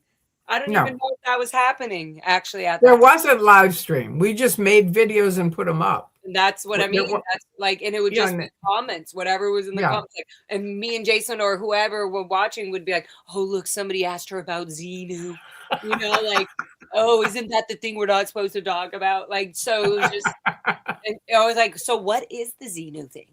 And then I'm like, oh my God, what if I really am a Scientologist and I really believe in the actual OT shit? Right. So I was like, well, is it really going to give me like amnesia? Am I going to, like, I was like, and so Pneumonia. pneumonia. So then I think just that's how we began to listen. I think it was just me and a friend. And then later I was watching with Jason. And another time I was just like, hey, let's look. And it would just, and I'm telling you, it is so hard, that step of Oh, typing in. yeah. There's a reason at the beginning of my learning and loving music video, I type in LaraFM. So that it's as a joke, but like literally, and it's just learning the world. I put all these pictures of like war and Right. kind of like I'm uploading my head of who I Right. am. Like, you don't even Right. know who you are, so you better figure it out. But in the same sense, that was like a knockoff of me typing in, you know, uh uh what's his name's freaking the video you guys did, Mark Bunker Jason Begay. and Begay. Jason. And I Yeah. was like, oh God, here I go. And that was one. And then the other one was Lisa McPherson. I was like, Bob Minton. Because I only knew this guy's name because Osa was literally like, stay away from these people. Right. Right. And so they needed everybody to know because they kept randomly interacting with Scientologists or Sea Org members in that, like, they would be like, stop. They didn't know how to tell people to stop talking to all 8 of these people. So they would put Jesse Prince, Bob Minton, there was 2 chicks, and then it was just their 7, 8 faces. And sometimes they'd add Stacy Brooks. yes, Stacy. Yeah, they would add one here and there, and so when I first saw Jesse Prince, I was like, oh my God, that's an SP. I saw him on the sidewalk and I was just like, oh my God, he's going to try to kill me. Can't look at him. Can't look at him. So funny. Wow. So on the opposite Wow. end, it's like seeing you protested, then seeing Jesse, and then knowing about his book and all this, like, just so, like, the truth is that I'm learning about all this stuff as well with you guys as well. Right. Like, Right. I think people think that we knew about, oh, Tori, you knew that people would be so interested about this now. No, Right. none of us. We're just going as we go. Going as we go. Literally. I mean, I remember Bunker in 2008, because remember, from 2000 to 2008, I was being interviewed and all this shit. and being attacked to death for 8 years. Yeah. And then in 2008, Anonymous showed up, and Bunker showed up in this room, put a webcam on my desktop, and he said, okay. I said, what's this for? He said, this is from Anonymous. And I said, what am I going to do with it? And he said, we're going to make a video. And I said, and what are we going to do with the video? And he said, we're going to start a YouTube site. And I said, and what am I going to do with the YouTube site? And he said, well, we're going to make your first video right now. Have a seat. You're and doing he sat it to down. make a video. Yeah, we made the video. Like, it was like what? ToryMagoo. I didn't know that. So Mark Bunker is the one who got you really officially on the channel. Well, Anonymous and Mark Bunker. Right. Because Anonymous gave me the webcam. And they took my YouTube site, which was 0, and in 24 hours, it was 10,000 subscribers. Yeah, I was probably. And that's the value of Anonymous. You know what I mean? Around the world, there were 9,000 people protesting that day. And I said, why did you put up my video? And they said, well, number one, we liked it. And number two, yours was the only one up there. So it's they true. just, for the first 6 months, all around the world, it'd be the most looked at, the most spoken about was ToryMagoo44. ToryMagoo44. Yep. It was just like in every country. It was amazing. I remember typing in. I literally remember typing in. Fine, I'm gonna look it up, and I just remember Lady OT8 Good Night Stories or something, Scientology. Boom. All your videos came up. And there was I'm not OTA, but okay. No, but it just came up. That's what I thought, oh my God, this is OTA and she's letting us all know about the bridge. I did. Well, the funny thing was I started making videos. The videos started way before YouTube. Because we were over at Greg and Deborah Barnes's house the second day after we protested, and you guys were inside. And when you have to remember, as public, we all really believed Scientology was a standard tech, and everyone did the same thing the same way, and that's how you got free. That's what Hubbard said. In the Sea Org, like even Sea Org members follow Scientology. Absolutely. Right. Absolutely. So now we're over at Greg Barnes's house. Mark Bunker's there with his big camera, and we're all talking and sharing stories. It's Greg, his wife, Peter Alexander, and me, and Bunker with the camera. And we're sharing such outrageous stories. I say, Bunker, we have got to make a video about this. And he goes, why? And I said, because people don't read like they used to. Yes. They're watching videos. Yeah. And so we got to make a video and tell people about it. So we started, it's called OT Speaking Freely. Ooh. And it's about an hour of all of us going, oh my God, that happened to you on OT7? That didn't happen to me. I wonder if Kelly can find that and put that below, because that is like, I would watch that right now, because like, it brings up stuff for everybody being like, holy fuck, this was before all the new David Miscavige crap and all of that. And way before it. Yeah, and way before. After the L. Ron Hubbard, like you know what I mean? So there's a big chunk here of like different views that are needing to be heard right now. This needs to be heard more than ever. When I read The Expert Witness, I literally have still like that much left to go.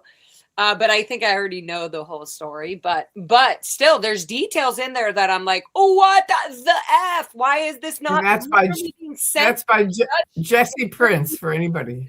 Yeah. Jesse Prince is The Expert Witness.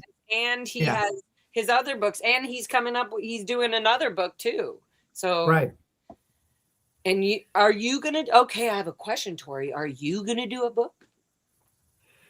You know, people have been asking me since 2000 to do a book, and I am not a writer. And everyone says, well, just get someone to, whatever you call it. Yeah, write it for you. Someone else to write it for you. Yeah. But anybody who says they'll ghostwrite it, that I've found has no experience in it. They say, I love to write, I'll do it. But I say, well, do you have any experience? No. And anybody that does have experience with it is already working. So that's why I haven't written it.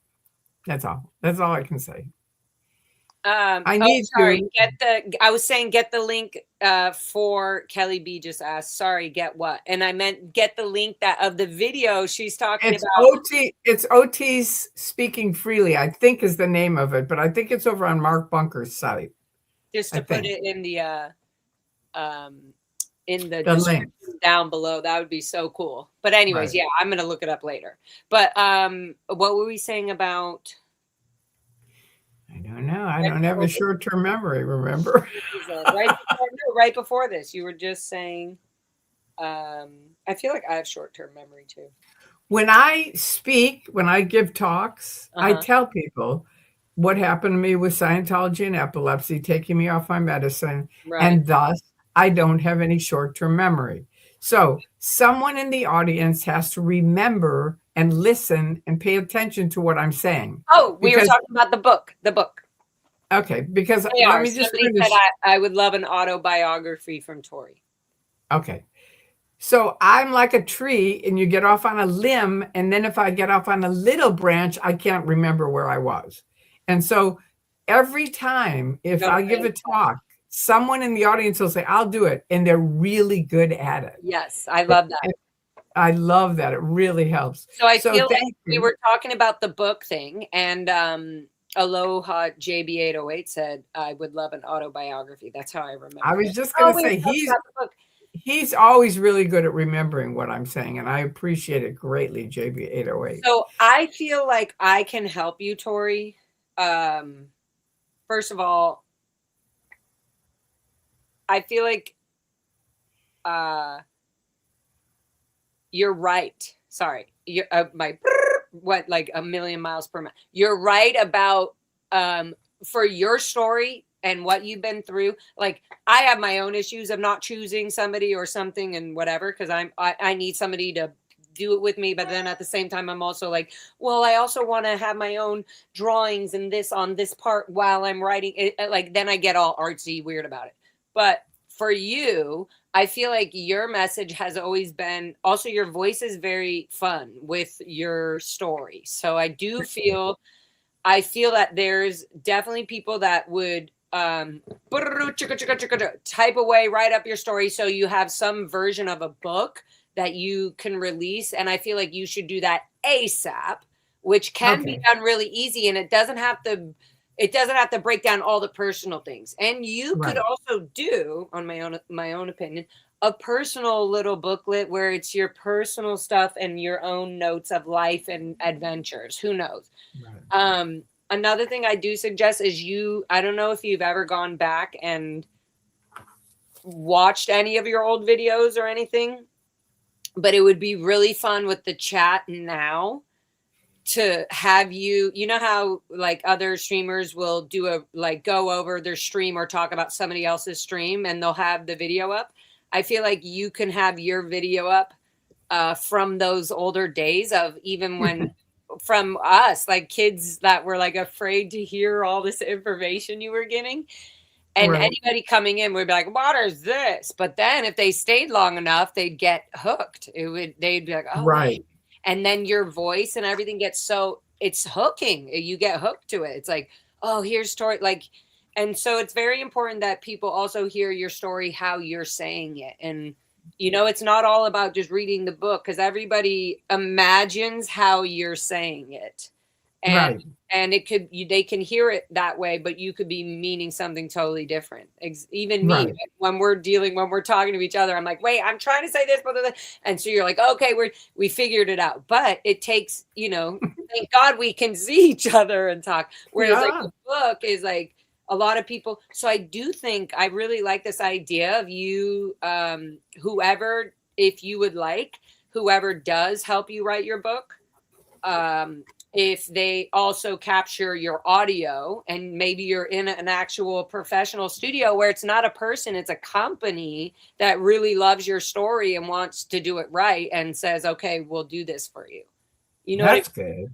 I feel like That would that be really I good. feel like I can help you. I feel like I could help you do that, since I can't help myself do that for myself right now because I'm not organized at all. Like, but whereas you will be more on to that. I'm just saying, and it will be really good because people will love that. And so, two suggestions. I would just say, I feel like your chat and so this is very just one sided because my opinion, but I would love for you to do some live streams if you're bored or whatever, about pull up your old videos and do I forget what the word is called, guys. What's a reaction live? Yes, a reaction live to your old videos from like 20 freaking years ago, 15 years ago. That's good. Because there's so many answers that are actually, you give so many answers to so many asked questions about the OT levels and so much, but you could pause it and be like, wow, I totally forgot about that. And I think that's also good for your brain to like remember what you already said before. I don't know. I love it. And I would love it. I would love to hear. I would be like, all right, it's Tori times 2 or 3. You know, you're like, oh, in this other video, me and Mark at this time, you know, because you're learning your thing. So I know I would love to see that. And it wouldn't be something you would have to physically go out and do. You can literally pull all the work that you've already done and answer. I just don't know how to do it though, physically. I don't. Okay, on the computer. I'm gonna come over. My van's screwed right now, so I'm like, okay, somebody come pick me up, and I'm there. So if you, not you, but or if somebody, maybe what's his name, who's always with you? Drew. I was gonna say Bruce. Bruce. But if he wants to scoop me or whatever, I have zero finances. Otherwise, I would take a lift. I'm not like my old Lara self that used to run off and be able to spend money and go do whatever. At the moment, maybe I'll get back to that, and I'm excited for that. But at the moment, I'm just being in the zone and just doing what I have to do. But if you have a way for me to get to you, I will come to you, and I can show you a bunch of really awesome things that will be super cool. Super easy too. You already know. Look, she invited me on tonight, guys. That's a major good. You're so cute. All right, now we have to do 7 more questions, and you have to ask them because I can't see go it. ahead. Question: when is the next CPAP meeting? Aloha JB808. I was actually meaning to talk to Tori about this before I went on, and it's okay that I didn't, but there is some meetings going on very soon this week in Burbank area that I think Tori would like to be a part of. So I think we will be doing that, even though Tori doesn't know about it. I don't think right now. I do know about it. I thought it was tonight. I thought it was tonight at 6. No. Okay. Wednesday. But anyway, I don't want to totally and it's not only that one, there's a bunch coming up, and I think for the beginning of those, I might live stream them as we're there. And then when Tori gets comfortable and understands it, she might be like, frick it, I'm live streaming right away. So you'll know. But yeah, we're going to be, I feel like this year is going to be more of pulling the roots, the tentacles that Scientology has been sitting in the city, has been growing into the city for the last 60, 70 years, and finally pulling those out. And it just starts one at a time. And so, yeah, there's that. And then for Los Angeles, I'm not sure, but I am hoping to get better at posting the meetings. I'd hate to dump it all on Audit LA, but I do want to start being more like, hey guys, this is what I'm leaning towards. So I want to be able to post, like the public works meeting in the morning. I'll be like, hey, tomorrow morning is this meeting. So, and then I want to also be able to, yes, do the CPAPS meetings and other meetings that I can't talk about. I keep holding my tongue because I'm like, can't say that yet, but it is. Okay, so good. Stay tuned. Just stay tuned, and Good. also We're stay sticking. tuned on Tori's side as well, because I feel like she's going to start popping out those live streams when Janet Whelan's coming in, or I'm just kidding. We'll see. Okay, My what's dear the next friend. All right. Number, I don't know. Mine says question? 7. Question for Tori. Besides family, who would you most want to reconnect with? Um,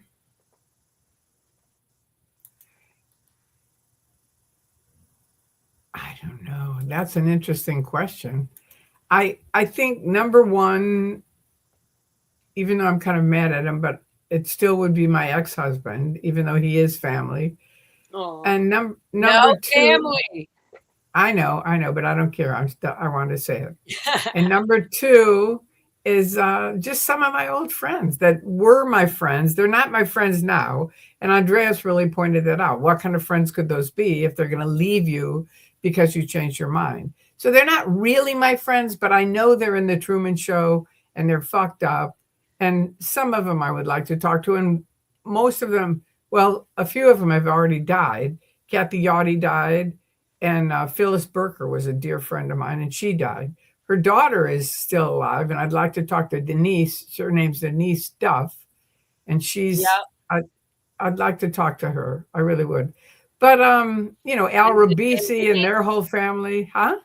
no, I was just saying the Duff family has a lot of family members, all the Duffs that have people that wish they would all just come out and speak up. All their I kids, know. everybody. How many kids do they have? Well, I just know that there are other Duffs, and I don't know. I think one of them is under the radar, so I don't want to say which one it Okay, is. don't. Yeah, don't. And I don't know if they're They might not even be related. It right. might be a different thing. Yeah. But anyway, just old friends, but mostly the main person, the two people that I really wanted to talk to passed away. Kathy I wanted to Oh, talk to, and Phyllis, who Phyllis was the first person I ran into when I came back to LA, and she went like this, like Tori, and then her daughter. Oh no, her daughter did that. She went Tori, and then she realized, oh wait a minute, she's declared suppressive, and she turned around and told her mom, and her mom just gave me the dirtiest look in the world, oh and my that was it. And I mean, it pisses me off that she died without calling me or talking to me. It really does. I mean, I don't care about their stupid But do you brainwashing. know, like what it was that what did she die from? Cancer, of course. All the I was gonna say, Scientologists I die. just was wondering, does it happen to be cancer? Yeah, of Great. course. Yeah. Okay. So, but that's an answer to that. So let's go on to the next one. Love you. Thank you. Said Moose on the Loose 38. Green heart, you, Oh, Laura. You are a freaking rock star, and your parents are missing out. Mom and Dad, Phil Anderson is missing saying, out. do you hear Amen. that? Moose on the loose nailed it. Yes. Very true. Is her Very true. brother still in? My brother is still mentally freaking, like I said, permanently damaged from Scientology until he gets some. But yeah, he's somewhere in Tahunga, Sunland area. And I can't help him. Like, that's where he is. He does, like, if somebody doesn't want to change the situation they're in, like, they're gonna be like just in it. Like, so I don't know.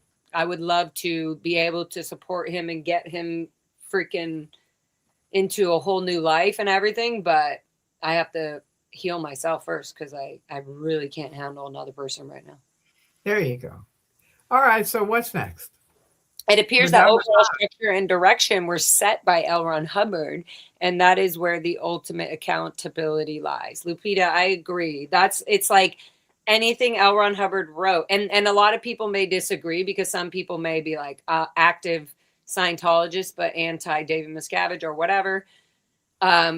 The sad thing is the accountability lies in the playing around with, MK Ultra, black magic sort of shit, and hypnosis, and then mind control from a group. You're in a group, you're in an organization, and if a group is just like AA and rehabs, you have a group there to help you, and you have people to go to and people to like talk to when you're feeling shitty and all this. If you don't have a group that is like somewhere when you leave, that when you feel safe to go into Scientology, the Scientology Sea Org's are not going to like make a group for people who, this is the people who want to leave division. That shit would be full. That people would be on Rada like wanting to leave forever. That's as long as they could do it the right way. That's what's so fucked up. So yeah, the complexity of the whole situation is tragic. We need to heal the SP people, get the elderly out, and save the children in also. Let's plan, brainstorm. We can do this. Remember, steps are progress. And remember to come together, not apart. Yes. Right now. Right now. And Jesse Prince's quote saved my ass for years, because for 8 years until Anonymous came, I was being attacked to death day and night. They hired 3 people to attack me all day, all night, 24 hours a day, 365 days a year. And no one would fucking stand up and say anything. I was like, no, we're anonymous. We have nothing to say except for Andreas, Bob Minton, Stacy, Jesse, Larry Wallersheim. That was it. That was my little crowd. And I had friends here, and I'm not going to say who because they didn't want me to. Yeah. But they had my back in person. Do you know what I mean? For sure. And I have that now. Like it's been hard. It's been really hard the last few fucking months. Like, I don't know, like I told you about losing my job and all that. No. So I thought you just got a new one. No, Scientology sent, I literally have these packages, Tori. I have them as evidence in my folders, but they sent these packages. This is just 2. The other are sealed because I might need fingerprints or something off of them. But they sent these packages. This one I already opened, so I actually can show you. They're just pictures of me being, 5 years ago, 4, whatever. I don't give a fuck. I love all the photos. They're on my Instagram. They were sent to, they're all different. They all have different things. But like, for example, I'm smoking my bong, right? And this was at Burning Man like 6 years ago. But they sent this 3 months ago, pictures like this. To where? Funny. To where? So basically, this is the issue. I've been working for these people. I had been working for them for 17 years on and off, between 15 and 17 years. Yeah, as their personal assistant for the lady, and for the husband, he needs bedridden. Now he's doing so much better. So but during this, why he started doing better was at this rehabilitation, completely confidential, high-end, bougie, really beautiful place that he actually was doing really well at. Like, finally, after all these years, anyway, so beside the point, now I'm just going on. It's probably because I miss them. They sent these packages with just like me performing, being wild at Burning Man. And it's just, oh no, my SPTV. So this they made it look like I'm this like druggy rock star, and how could I be at this rehab facility? Okay. Oh my God. So those people let you go? So no, listen, this is what happened. They have to be there. That's all there is to it. And he's going to be there for as long as he needs to be there. And he might need to go back. Like, that's where he's doing good, period. And so, I literally got, they can't have that there. So that's why I got let go. They can't have invasion of privacy. They can't, it's confidential. There's people there that nobody needs to fucking know anything about. And the fact that they were able to mail it to the actual address, which it's like, I'm in the middle of all this investigation. Like, it's like, I never realized this takes so long, and I have to have certain things in place in order for an investigator to be on. Like, there's so much. So, right. But it feels good. It feels good to be doing it. Anyway, so they had to let me go because I can't be around the premises because I violated the rules there, I guess. Just by breach, but just by some confidentiality breach. So um, that's been my life the last 3 months. I've been like Wow. trying to, yeah, I've just been doing everything. So again, if that's why I've been like, I cannot spend money anywhere. Money in LA, you like, you think you have money and then it's gone. Like literally, I just caught up on a few bills and I'm like, ah, wow. Anyway, so But um, that kind of thing, what they did to you, yes, they happened wanted, to me for 8 years, and yes. every time it would happen, I would make a video, and I would say, "Osa, I just wanna thank you for fucking up again, Mm-hmm. because this is what you did, you flattened my tires, you broke into my house, you stripped my computer, you know, whatever, all the shit that they did, Yep. and because of that, I'm now going to stand up for Laura because she's having a hard time. Do you see what I Right. mean? It was Yeah. like anybody getting screwed over, I would make a video of what they did to me and then what they're doing to you. Yeah. Do you see what I mean? And Mm-hmm. it's like you can use it every video. Yeah. And I also, the other thing I did was set up that paper trail. Did I tell you that? Uh, no, tell me again. Maybe you did. And Okay. I went down to the I knew that, you know, in general, the police are gonna think you're nuts if you just walk in and tell them right, this. right. So I made an appointment and I said, I need to talk to a specific policeman or sergeant. I did that. And then I explained gaslighting and fair game. And Yep. it's the same thing. I And they did said, that. okay. And I said, this is so, you know, they're doing it so much to me at the time in 2000. I'm going to write up every single time they do it. I can't prove it. I can't prove it's them. But when you see the shit they did, you're going to say, who else would do it? And everyone does. I brought in Pep Yep. Boys because my car would get screwed up, and I explained it to them and to a guy, and he said, "If it happens again, bring your car in." Yeah. So I did, and he said, "It's the Church of Scientology." And I said, "How do you know that?" And he said, "Because a gang would steal your radio, and you've got a very good radio. They would steal it, and they didn't. You Right. have packages in the back. A gang would take a package. So there you go. It's the Church of Scientology." And so I just started. I brought in all my neighbors. I explained one to one what they were doing, and those guys. I mean, the thing where I got they wrote a 3-page thing on me Yeah. doing off the article that Tony Ortega made, and they put it on every single doorstep, on every single thing in my block, including apartments. Yep. And my next door neighbor was a Jehovah's Witness. So we had talked about an ex Jehovah's Witness. Right. So Right. we Right. had talked about shit that happened. And I said, if you ever see anything, come let me know. So the next day I woke up and there's a stack of papers on my dining room table. And I said to John, who used to be my roommate, what happened? And he said, I don't know. The neighbor brought him over. And he and his girlfriend went around and picked up Good every call. single one. What? So I'm telling you, it's like the more you include people that they don't want to know, the better you will be off on it. Yeah. And then when they put my name and phone number up on a porn site by, I think, I don't know, it was 2004 or 5, they put my name on a porn site for a good time called Tory. And all these porn guys started calling me.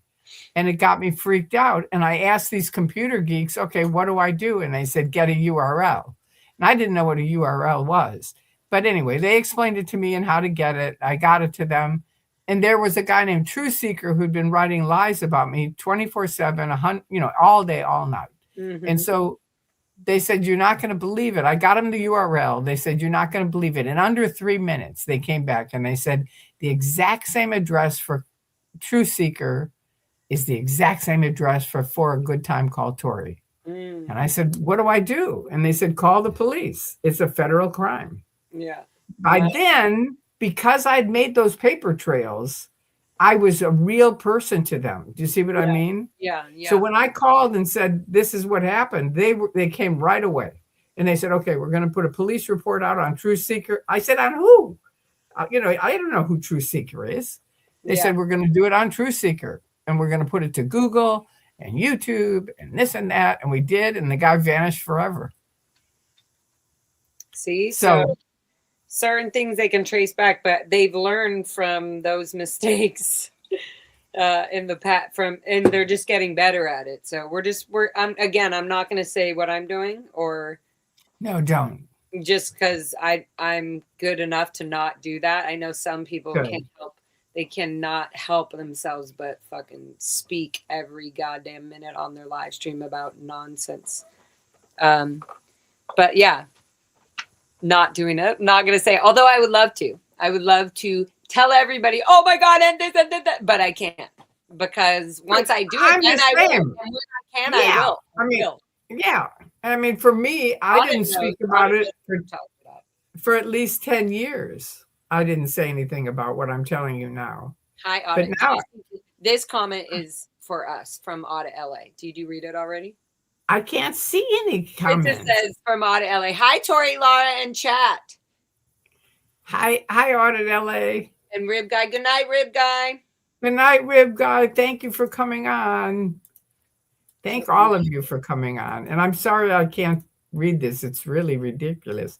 I see one thing that made a comment saying, and now I can go to the meetings. So oh yeah, so now I have more time to actually take control over over what the hell they would have done to me at any point I started speaking out. They would have attacked me in any way. They're going to try to do whatever they can in any way the moment I started talking out and being fucking free. It feels good to be free. Even if you're making mistakes, it feels good to be free. You're learning, loving, feels good to be free. I love that song. All right, now Moose on the Loose, I can see said something, but I can't see what it is. Okay, put it up. Moose on the Loose. Put it up. It says, I feel 2026 is going to be a good year. Thank you, Moose on the Loose. I do too. Thank you. Me too. Tori, Lupita says, Tori, your videos are more than content. They are insightful and inspiring. Praise. Aw, thank you. Thank you very much. I really appreciate that. I do. I think everyone who speaks out, I've said this since 2000, every voice matters. It really does. Yeah. And it's like whether you make a comment or you hit a like button, it doesn't matter. It all adds up to stuff that fucks them for trying to screw us. Yeah. Alyssa. Afila 8 says, Tori, was anyone ever charged? Would what? Was anyone ever charged? Charged for what? I'm assuming they're talking about for a good time called Tori. I have no idea. I never followed up on it. It was like I was just happy that they put a police report there and the guy vanished. I mean, you have to understand, back then it was me being attacked all day, all night, 24/7, 365 days a year. So I didn't have time to see, well, wait a minute, did they put him in jail? I didn't have time for it. I was like, fighting. And that's why I finally got to Jesse's thing, step away from the stove. Because I said, Jesse, I'm going insane. This is crazy. And he said, that's exactly what they want. That's what they're trying to do, is drive you insane. He's checked in with me a few times to make sure I am stepping away from the stove. He's like, hey, I know you've been cooking. Just take some fresh air out that window. Good. So that's pretty cool. And it's cool because he checks in on me, and then he also is like sending love, sending great energy, and then he's like, and I'm getting my shit together so I can get back to what he's gonna start doing his own videos. He got his computer. Yeah, he's gonna start being able to get his own channel going, so that'll be cool too. I bet you're to do a bunch of streams together. That will be great. There will be 1 million questions for you guys. Okay, Jefferson Starship Trooper says, Hail God Emperor Xenu, and may his loyal officers Lady Magoo and Lady Lara of the 3rd Invader Forces have a blessed new 2026, free of any implants from between lives. There you go. Area. Stay strong, Lara. Greetings from the Netherlands. Thank you, Peter. That's so sweet. Yeah, it's I very want to sweet. go to the Thank you. Netherlands. I know it's wonderful. I just know from Norway it was like Yeah, heaven. that would be amazing. After going to Norway, I always say that. I go, if there is a heaven and you go to it, you're going to walk in and go, this is it, Right? because it's so pretty in Norway. It's so It's like beautiful. everything's heaven. My boss went, well, my boss, I still call them my bosses, but they went. And so I'm like, oh my God, like video. I just like, it's like fucking unbelievable. It literally looks like magical. Right, right. It So is. It really is. I mean, it's And the pretty to people, see on the I've camera. never I seen. can't even imagine how beautiful it actually is. And And besides beauty, it's just the people are so happy. I'm sure it's that clean air. I know it's shocking. It really is. It really was shocking for me. I had no idea there were areas on planet Earth where people were happy like that. Yeah. See. Okay, Peter. Oh, did you put that one up, Tori? I didn't know. Well, there you go. There you go. We're here for And it. love, somebody says, I appreciate Tori trying from the get-go, trying to straighten shit out. I respect her totally for doing it still. Thank you. Thank you very much. I appreciate that. I could read something. Now the comments Aw. came in. I know. And here's one from Kelly. They say children are adults, then in, in infantile infantiles the adults. I don't know. I can't read it. In children are small bodies. Yeah, Maybe she's saying, but then infantiles the adult. maybe. Get the elderly and the children to stop the suffering. Yeah. I don't know. Are they getting many kids in anymore, Laura? Do you know? Yeah, we literally just got them on film auditing children, like two. First, a little boy and a older man doing the clipboard with the little boy on the corner of Fountain and L. Ron Hubbard Way. And I'm like, the one thing, not the one thing, my immediate reaction to that is, is he getting TRs and objectives, which is look around here and find something you can have. They have to be outside. They have to be doing these like outward things, and they have to look at objects. There's certain times of auditing things where they have to be able to look out and reach and touch, right? And so Right. I mean, eventually they're like auditing can be done anywhere. If they had to be trapped and do it inside a jail, then they would have to do that, or like look out the window or whatever. But Yeah. if they can get away with it, they'll have them go around. They'll do it outside. And that's what we're seeing. We're just seeing what they'll let outside. We're seeing kids, literally, there was an 8-year-old boy that I was telling him, hey, look at the children that have been in this, who are being forced to be in it because their parents. I said, you're probably doing the TRs and communication courses, but it's teaching you how to not be free. You have to only think a certain way. And he was like, okay. He was like, it's just he was like, my dad's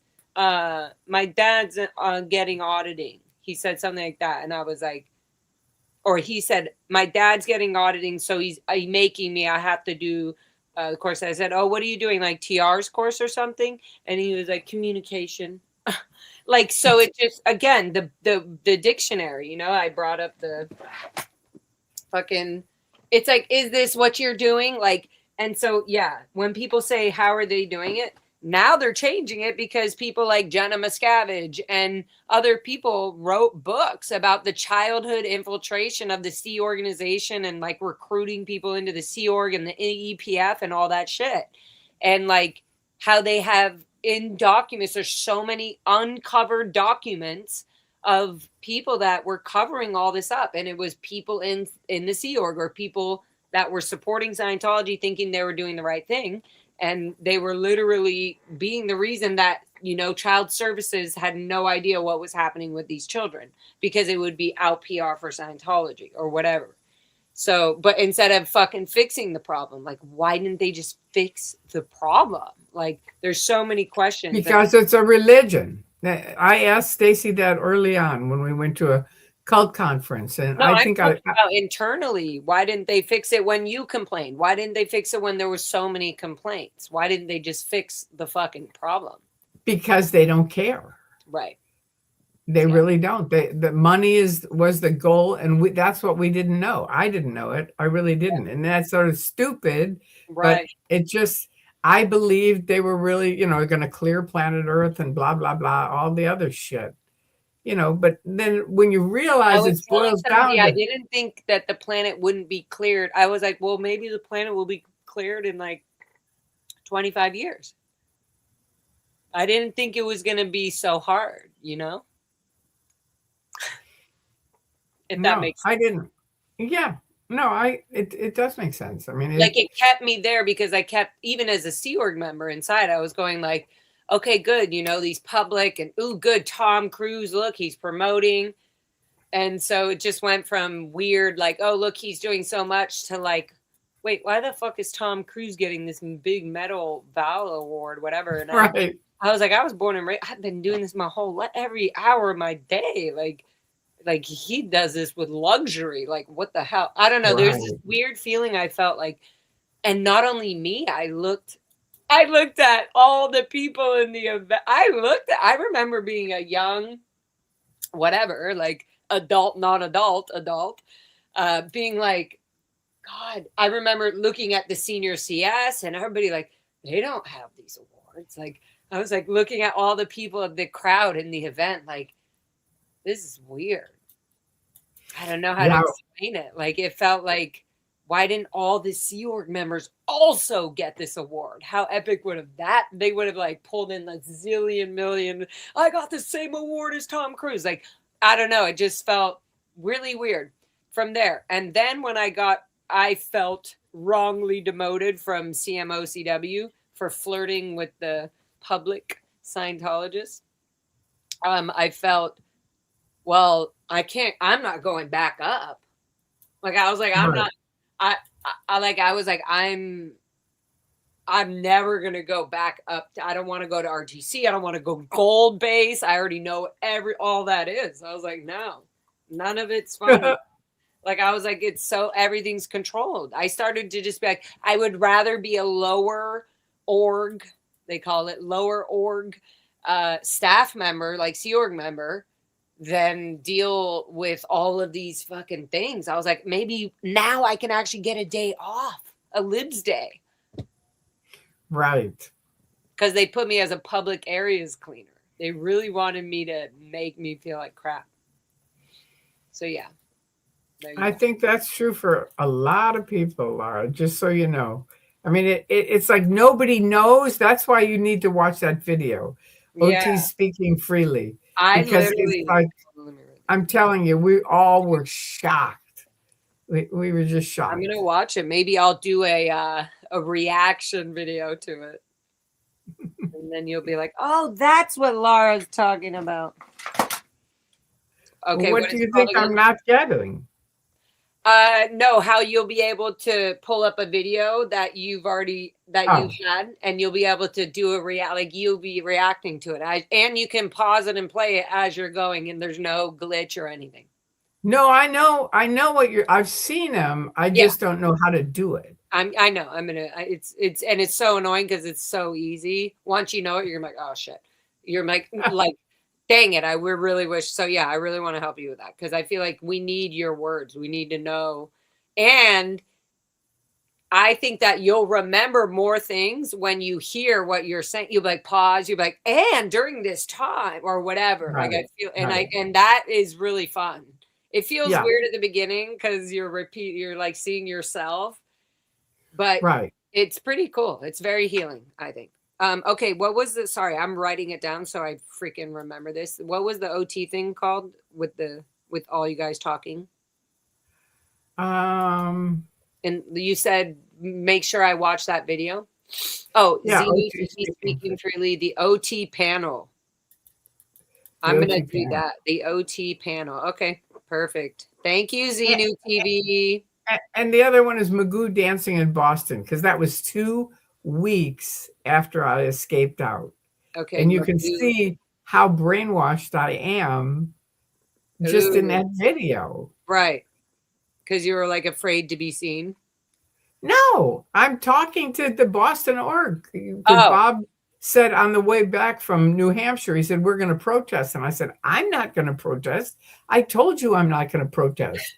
And I had already been talking to families for 2 weeks who'd lost right. their children, hadn't talked to their. That's why I'm saying I know your parents love you because these parents were secretly calling and telling us about their kids and how just their how upset they were and stuff like that. And so I said I'm not going to protest. But then I was sitting in the back of their van and I thought, Tori, you're such a fucking flake. You've listened to all these parents who are Yeah, calling and children upset about Scientology. You know so much stuff. You have got to do something. You yeah, can't just not do anything. right. So I decided, okay, I said to Bob and Stacy, I'm not going to protest. You take your signs and protest. I'm going to go in and talk to the staff. And I walked in and I said, hi, I'm Tori Bazazian. I'm a Scientologist. And then I thought about it for a minute and I said, well, actually, I'm not a Scientologist because I just left the church.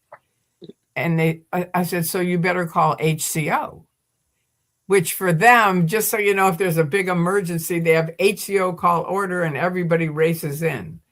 So the Because girl said at the, I was in HCO in Clearwater before I went to CMO CW. okay.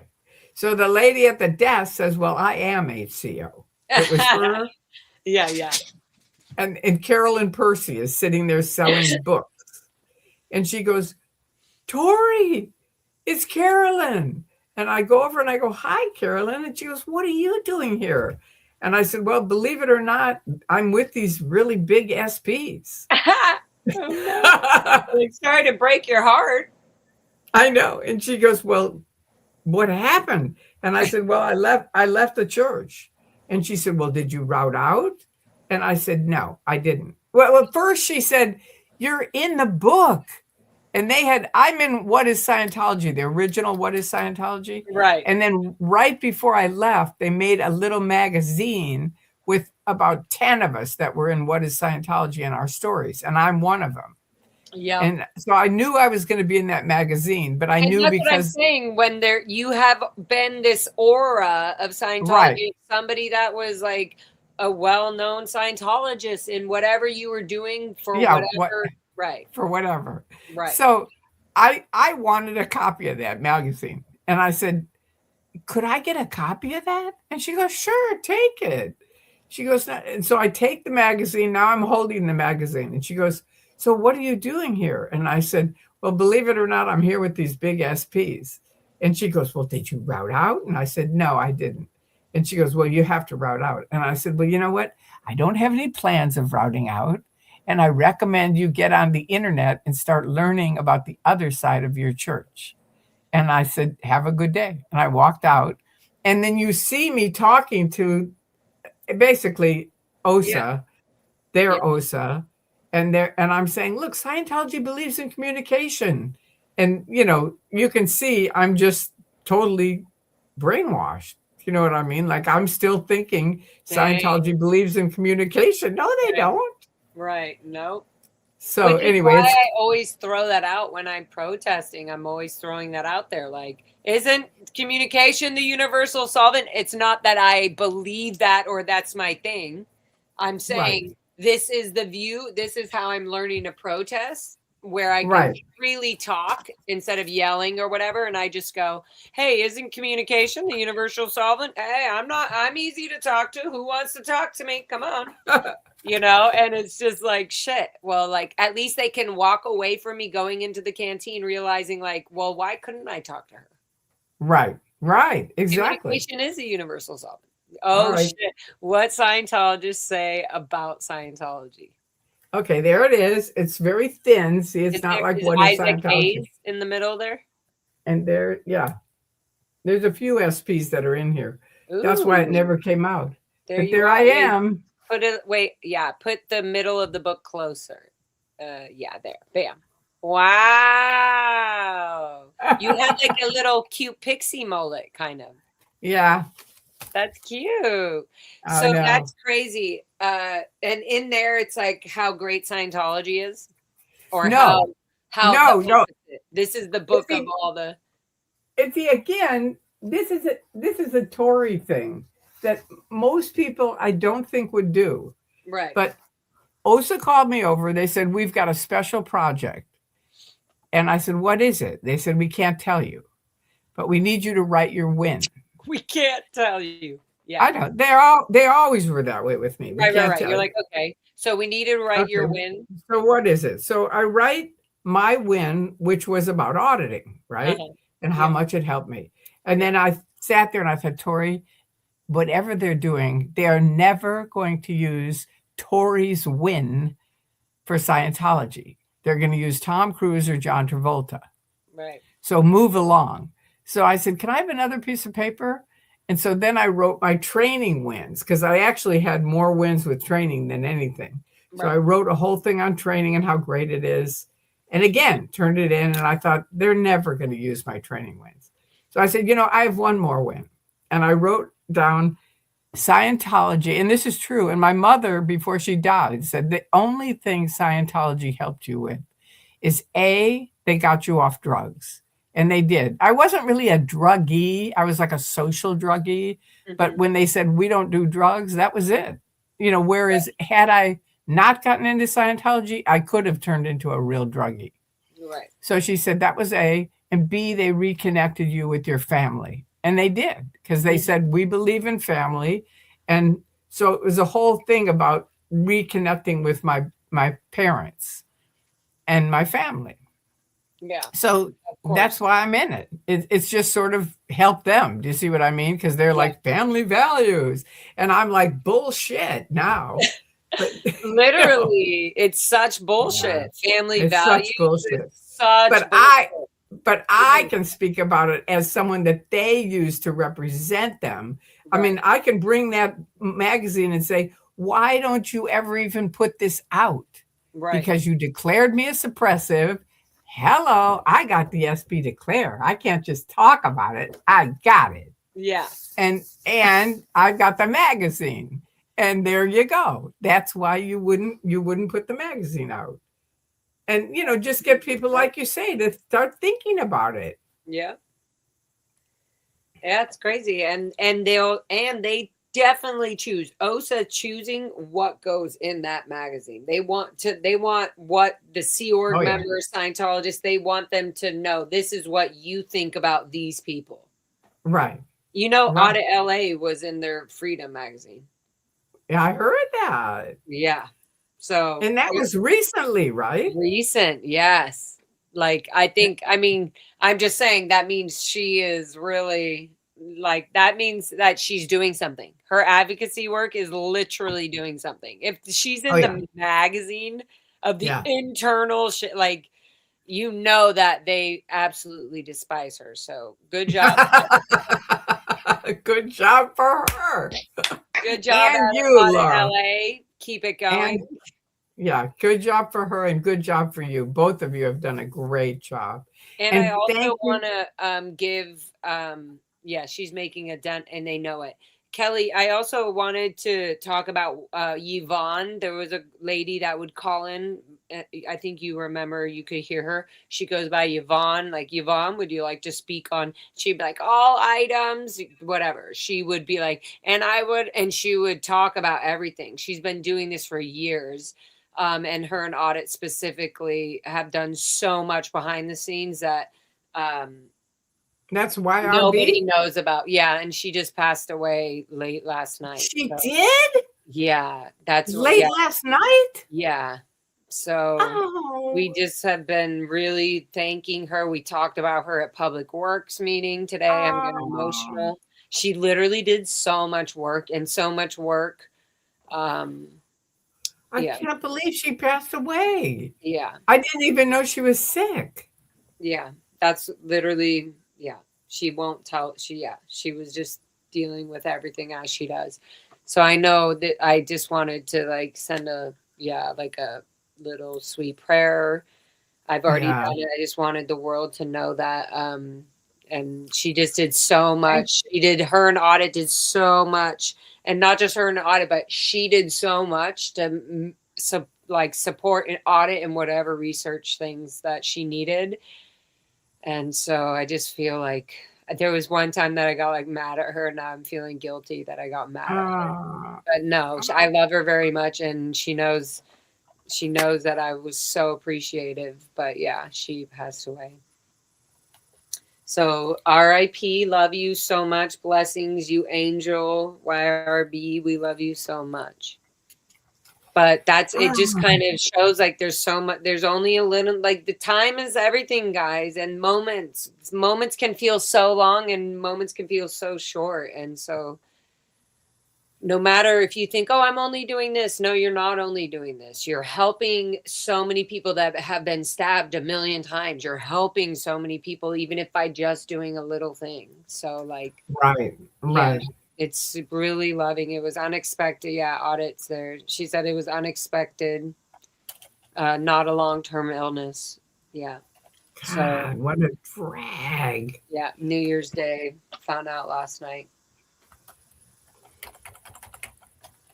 And she did so much. She would literally like read out the agenda. She would scan it and she would relate everything to, like, she would even say, oh, L. Ron Hubbard way they're having it. Like, she would tell us about the permit. She was in the chats when I would be live, random at random hours, and just be like, nope, that's not true. They still have no permit that shows on the city thing. Like, you know what I mean? Oh, She was really good. super helpful. So I feel very like,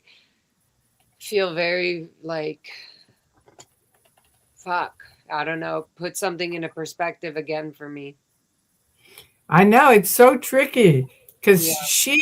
she was someone that has been a part of my site for a long time, and Mhm. I always thought it was a guy. And recently, when I started the live thing, we talked, and she said, "No, I'm a girl," and Yeah, I was like, Yvonne. "Oh my god!" It Yvonne. was it was such a surprise for me.